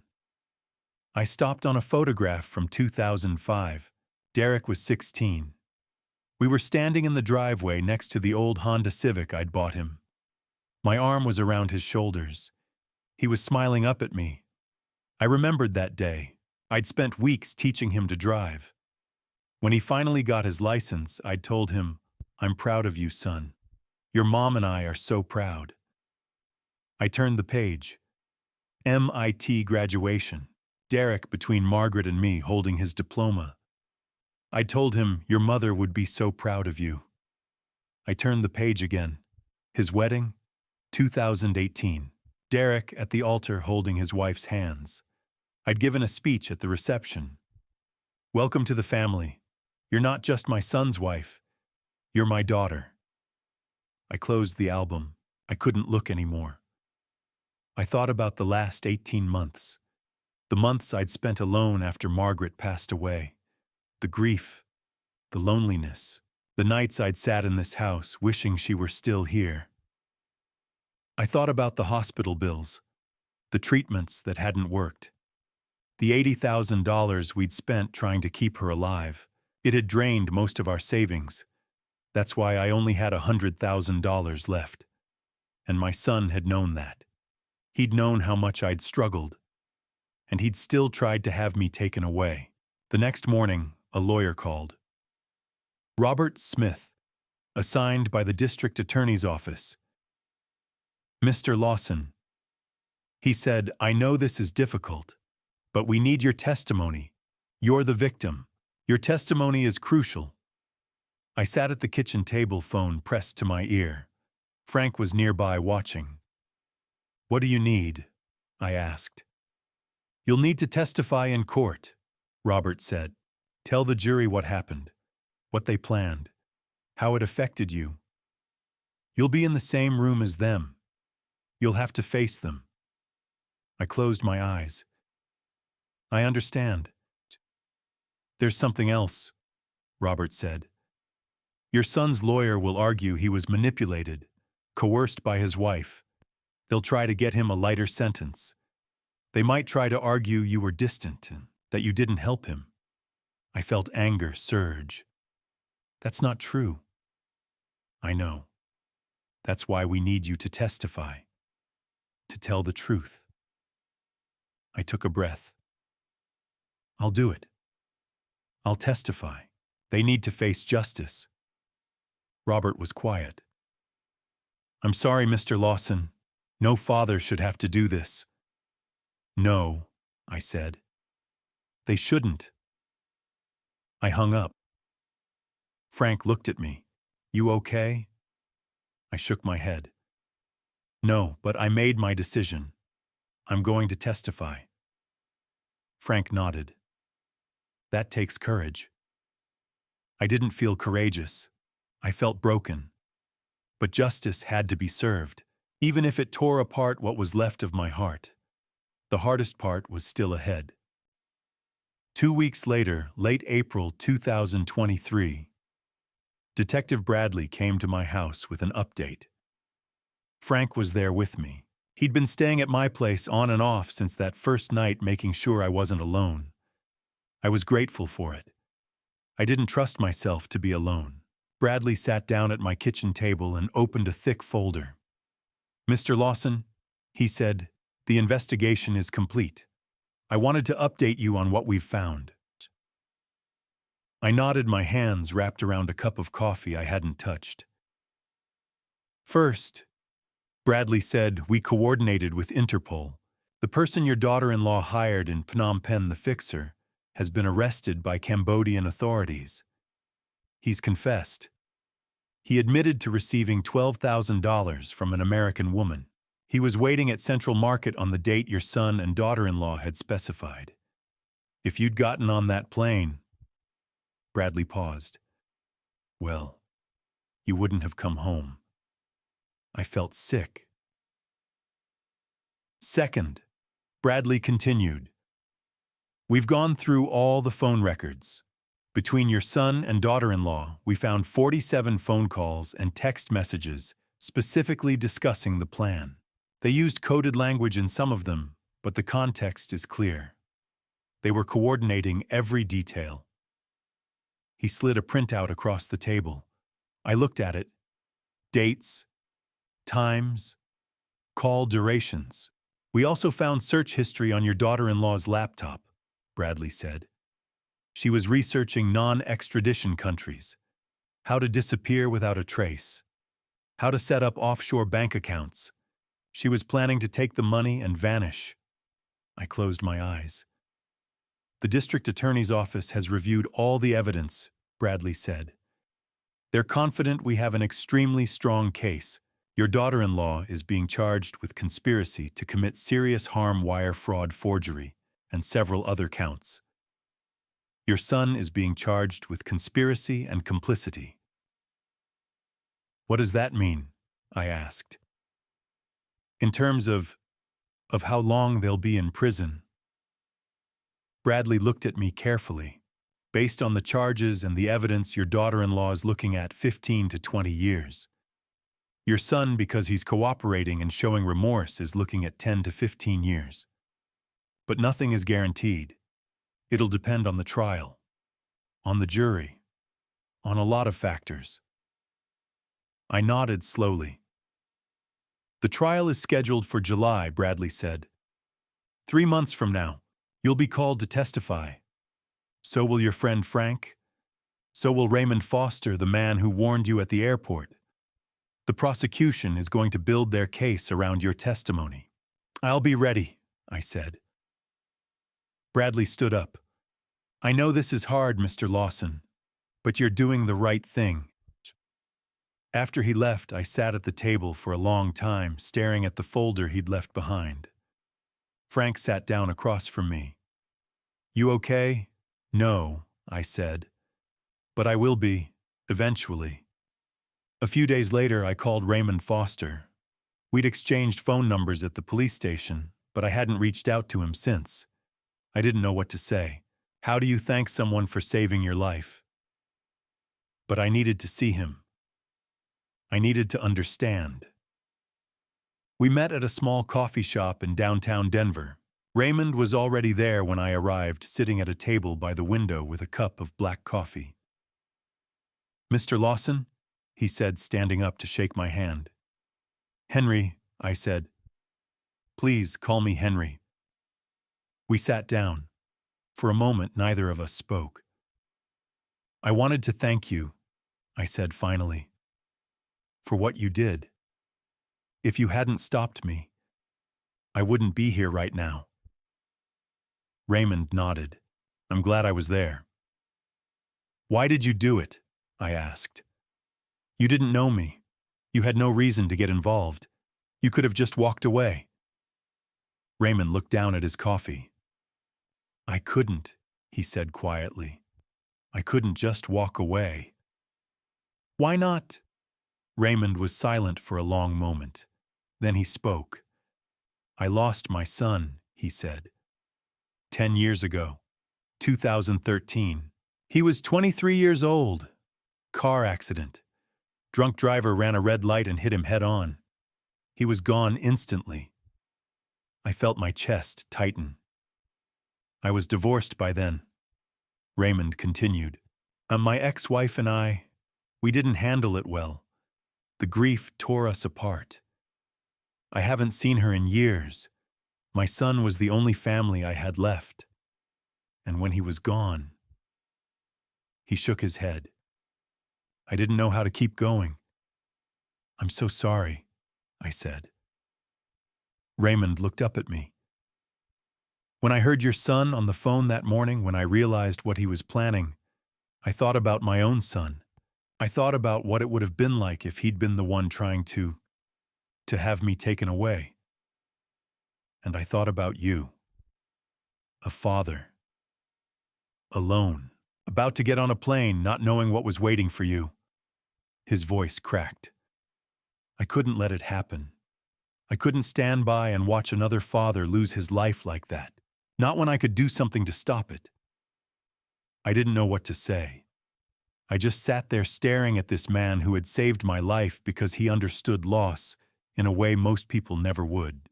Thank you, I said finally. Thank you, Raymond. He nodded. You're welcome. Over the next few weeks, Raymond and I met several more times. We'd get coffee or lunch or just walk through the park. We didn't always talk about what had happened. Sometimes we just sat in comfortable silence. He became a friend. A real friend. Someone who understood pain and loss and grief in a way that most people didn't. Frank was there too, of course. Frank had been my rock through all of this. But Raymond was different. Raymond had saved my life. And in doing so, he'd given me a reason to keep going. For the first time since Margaret had passed away, I felt like the world still had good people in it. People like Raymond. People like Frank. People who showed up when it mattered. In early July, I received a letter from the court. The trial was scheduled to begin on July 10th, 2023.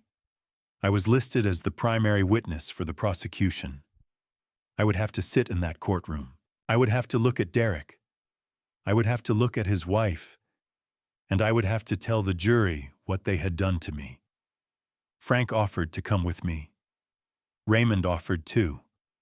I told them both yes. I needed them there. 3 months after that terrible day at the airport, the trial began.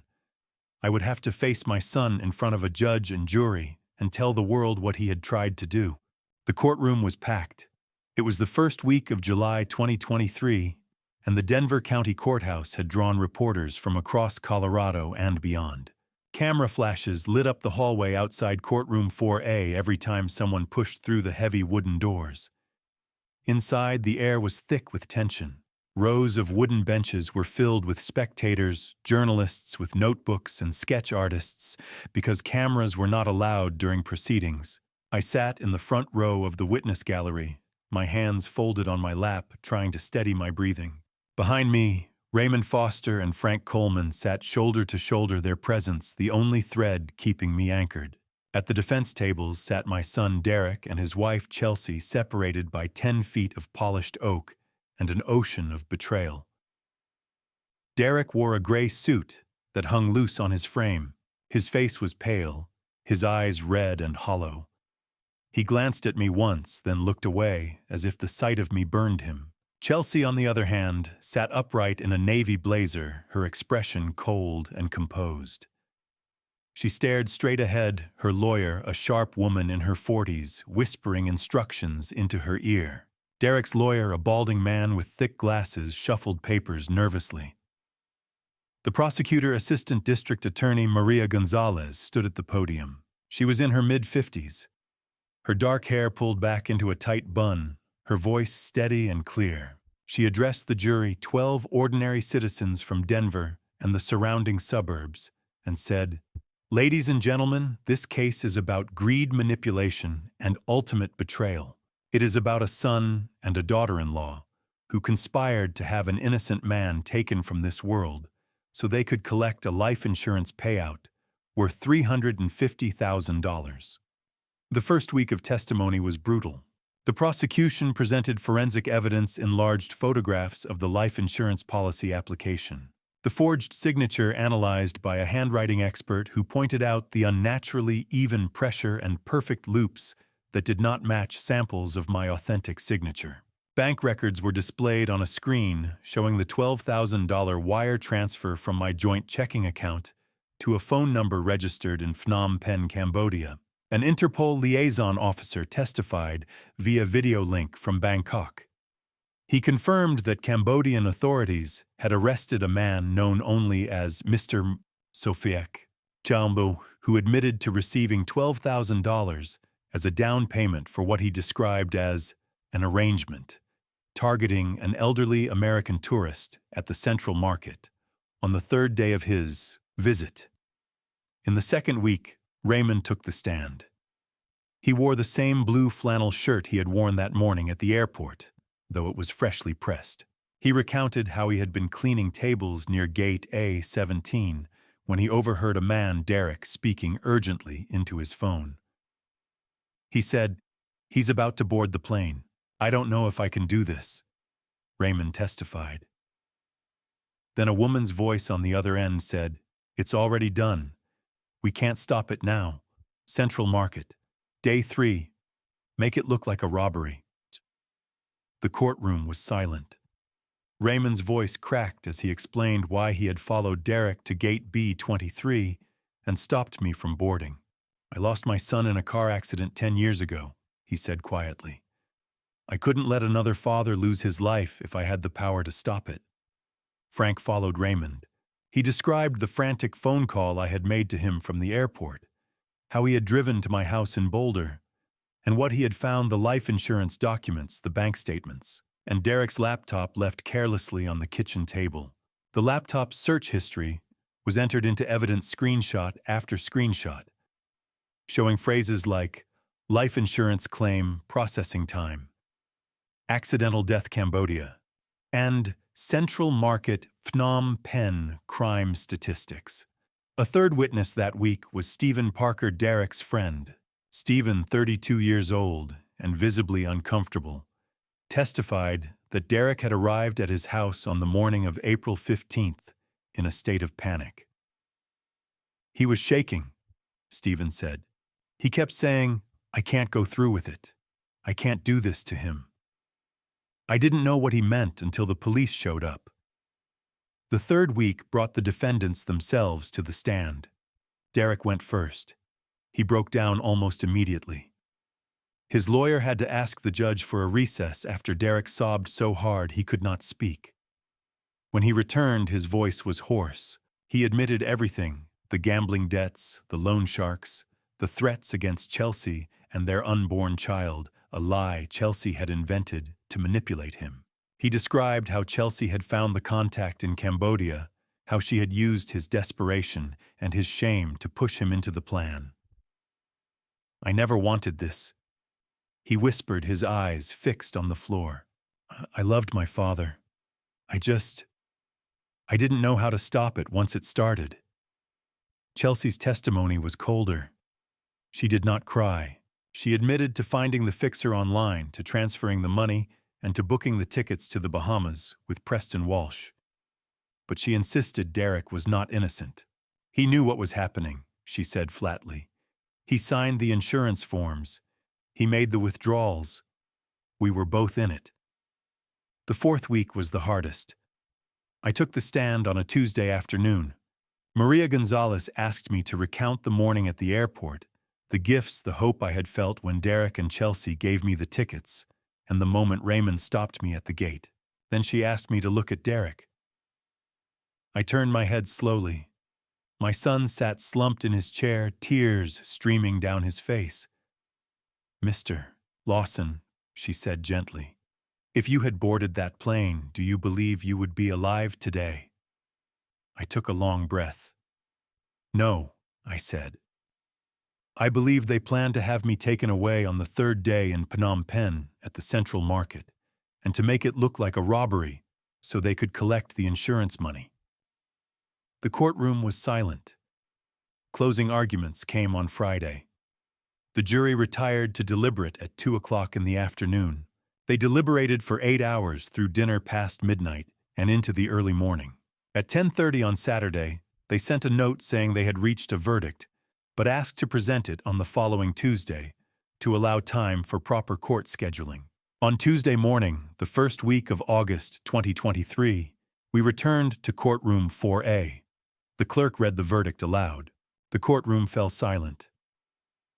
Judge Harold Brennan, a stern man in his late 60s, adjusted his glasses and looked down at the papers before him. I sat in the front row, my hands gripping the wooden bench. Behind me, Raymond and Frank waited their presence, the only comfort I had left. "Chelsea Marie Lawson, please rise." Chelsea stood, her navy blazer crisp, her face emotionless. Her lawyer stood beside her, but Chelsea showed no fear, no remorse, nothing. "Mrs. Lawson," Judge Brennan said, "you have been found guilty of conspiracy to commit serious harm, wire fraud, forgery, and solicitation of criminal activity. For conspiracy, you are sentenced to 15 years in federal prison. For wire fraud, 3 additional years. These sentences will run concurrently. You will serve 15 years without parole." Chelsea did not flinch. She stared straight ahead as if the words meant nothing. "Derek Michael Lawson, please rise." My son stood. He looked hollow, gray suit, hanging loose face, gaunt eyes, swollen. He trembled, gripping the table for support. "Mr. Lawson," the judge continued, his tone slightly softer. "You have been found guilty of conspiracy and wire fraud. The court acknowledges your cooperation and remorse, but your actions remain inexcusable. For conspiracy, you are sentenced to 10 years. For fraud, 2 additional years, running concurrently. Total 12 years. You may be eligible for parole after 8 years with good behavior." Derek's knees buckled. His lawyer caught him, but his sobs echoed through the room. He turned toward me, tears streaming. "Dad," he whispered, "I know you can't forgive me, but I need you to know I'm truly sorry for what I did." I could not respond. My throat was tight, my chest aching. I stood slowly and walked out without looking back. Raymond and Frank followed. 6 months later, February 2024, I made the decision to visit Derek one last time. I had not spoken to him since the sentencing. He had written 3 letters. I read them once, then locked them away. The Colorado Territorial Correctional Facility sat on the Eastern Plains, an hour from Denver. Gray concrete buildings, razor wire flat winter sky. I showed my ID, passed through security, and was escorted to a small visiting room with a bolted table and 2 plastic chairs. Derek was brought in minutes later. I barely recognized him. He had lost 20 pounds. His face hollow, cheekbones sharp. His hair, once dark and thick, was now streaked with gray, though he was only 34. He wore an orange jumpsuit with a number across the chest. His hands trembled as the officer removed his cuffs. We sat in silence. "I didn't think you'd come," he said, finally, voice hoarse. "I almost didn't," I replied. "I'm glad you did." He swallowed. "I know there's nothing I can say to make this right. I broke my promise to Mom. I broke everything." His voice cracked. "I betrayed you. I betrayed her memory." "Yes," I said quietly. "You did."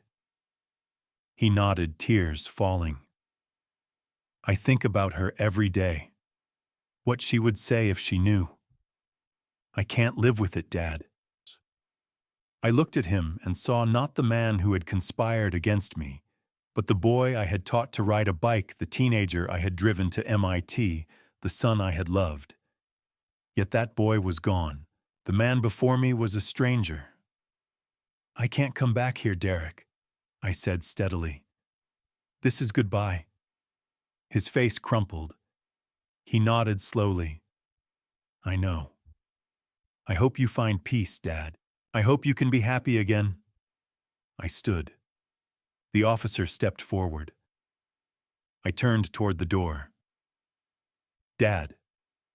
I paused but did not turn around. "Thank you," he said, voice breaking. "Just thank you for giving me life. I'm so sorry I tried to take yours." I closed my eyes briefly, then walked forward.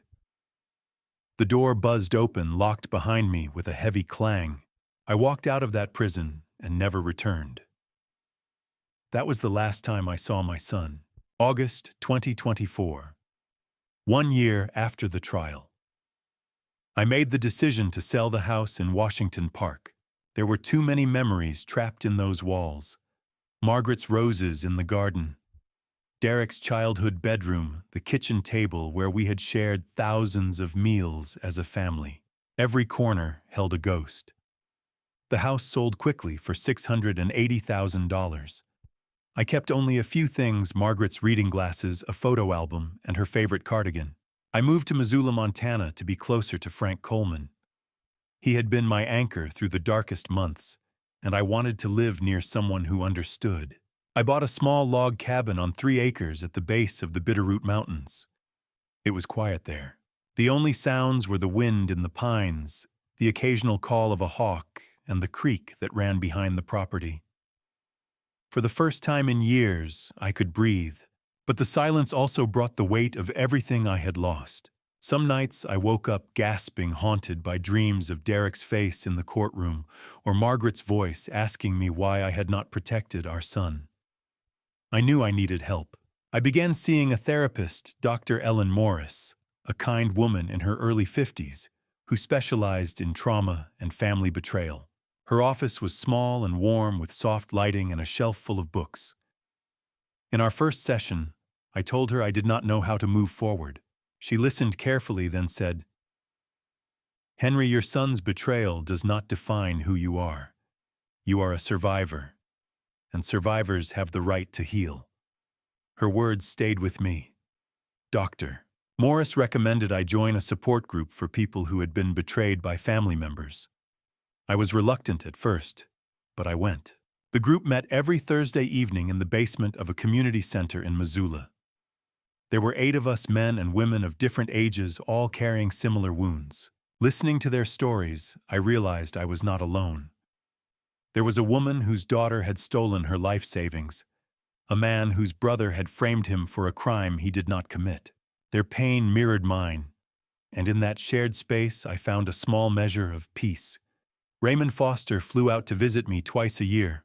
He would stay for a week each time, and we would spend our days hiking the trails around Missoula, fishing in the Clark Fork River, and talking late into the night. Raymond became more than the man who had saved my life. He became one of my closest friends. One evening, as we sat on the porch watching the sun set over the mountains, I said, "You saved my life, Raymond."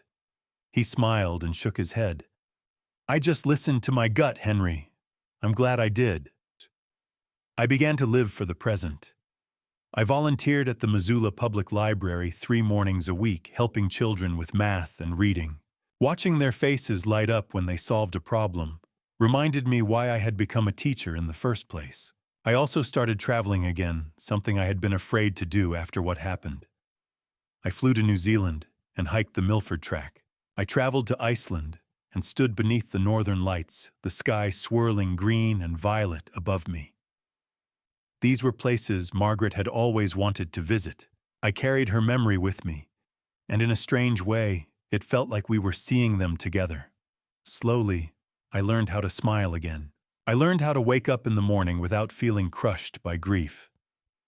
I learned that healing is not forgetting, it is choosing to keep living despite the scars. It's April 2025 now. I'm 65 years old, 2 years after that morning at the airport, and I'm finally healing. April 2025. I am 65 years old, sitting on the porch of my cabin in Montana. The mountains are still capped with snow and the morning air is cool and clean. I hold a mug of coffee and watch the sunlight spread across the valley. This is peace, real peace. People often ask if I have forgiven Derek. The truth is, I do not know. I still love him. He is still my son. But I cannot forget standing at that airport gate holding a boarding pass moments away from boarding a plane that would have carried me to my death. Some wounds do not heal completely. They scar over, and you learn to live with them. I have learned a painful truth: the people who can hurt you the most are the people you love the most. They know your vulnerabilities, your trust. When they exploit that trust, the betrayal cuts deeper than anything a stranger could inflict. Derek knew I would do anything for him. He used that knowledge to try to have me taken from this world. But life has also shown me beauty. Raymond Foster, a complete stranger, risked his own safety to warn me. He saw something wrong and acted. That simple act of courage restored my faith in humanity. For every person driven by greed, there is another driven by compassion. Raymond saved my life, not because he expected anything in return, but because it was the right thing to do. The greatest lesson I learned is about intuition. That morning at the airport, I felt something was wrong. Derek's hands trembled on the steering wheel. He avoided my eyes. His wife stood cold and distant. Every instinct told me something was not right. But I ignored it. I told myself I was imagining things, that Derek was just nervous. I dismissed my gut feeling because I trusted him. That trust nearly cost me my life. Your intuition exists for a reason. It is a survival mechanism designed to protect you. When something feels off, when a voice whispers that you should be careful, listen to it. Do not ignore the warning signs even when they come from people you love. Those are the hardest warnings to accept and the most dangerous to ignore. If you ever feel something is wrong, if someone's behavior does not match their words, if a situation feels unsafe, trust that feeling. Ask questions. Seek help. Step back. It could save your life. And if you see someone else in danger, speak up. Be like Raymond. Do not assume someone else will intervene. A single act of courage can change everything. I think about Margaret every day. I know she would be heartbroken by what Derek did, grieving for the son who promised her on her deathbed that he would take care of me. But I also know she would be proud that I survived, that I chose to keep living, that I found a way to heal. Margaret taught me that love is not always soft. Sometimes love is fierce. Sometimes it is standing your ground and refusing to let betrayal destroy you. Sometimes it is choosing to testify because justice matters more than comfort. I testified not out of hatred, but out of commitment to the truth. If this story has touched you, share it. Someone might need to hear these words. Someone might be ignoring their instincts right now, dismissing warning signs, trusting when they should be cautious. If my pain can prevent even one person from suffering the same fate, then it was not in vain. Life is fragile, trust is precious, and intuition is a gift. I finish my coffee and set the mug down. The sun has climbed higher, warming the air. A hawk cries in the distance. I close my eyes and breathe deeply, feeling the weight of the past 2 years, not crushing me, but reminding me I am still here, still alive, still capable of hope. Trust your instincts. They might just save your life. Looking back at my family story, I realize how blind love can make us. I trusted, completely ignored every warning sign, and nearly paid with my life. My dad's revenge was not about hatred. It was about justice, about refusing to let betrayal define me. This family story taught me that even those closest to you can become strangers, driven by greed. My advice: don't be like me. Don't ignore your instincts when something feels wrong. I saw Derek's trembling hands, his avoiding eyes, Chelsea's cold calculations, but I dismissed them all because I wanted to believe in the best. That nearly killed me. Trust, yes, but verify. Love your family, but keep your eyes open. The signs are always there if you're willing to see them. This dad revenge story is not just mine, it's a warning. Financial desperation can turn good people into monsters. A $350,000 insurance policy became more valuable to my son than my life. That is the brutal reality of greed. Some might call testifying against my own son dad revenge, but I call it accountability. The lesson: protect yourself legally, emotionally, and spiritually. Guard your documents. Question sudden generosity. And most importantly, listen when God whispers warnings through your gut feelings. I believe the Lord put Raymond in my path that morning. A stranger became my guardian angel. From my family story, I learned that survival is not just physical. It's choosing to heal, to rebuild, to trust again, despite the scars. Forgiveness is complex. I may never fully forgive Derek, but I refuse to let bitterness consume what remains of my life. Thank you for walking this journey with me to the very end. Please drop a comment sharing your thoughts. What would you do if you found yourself in Henry's impossible situation, torn between a son's betrayal and a father's love? I genuinely want to hear your perspective.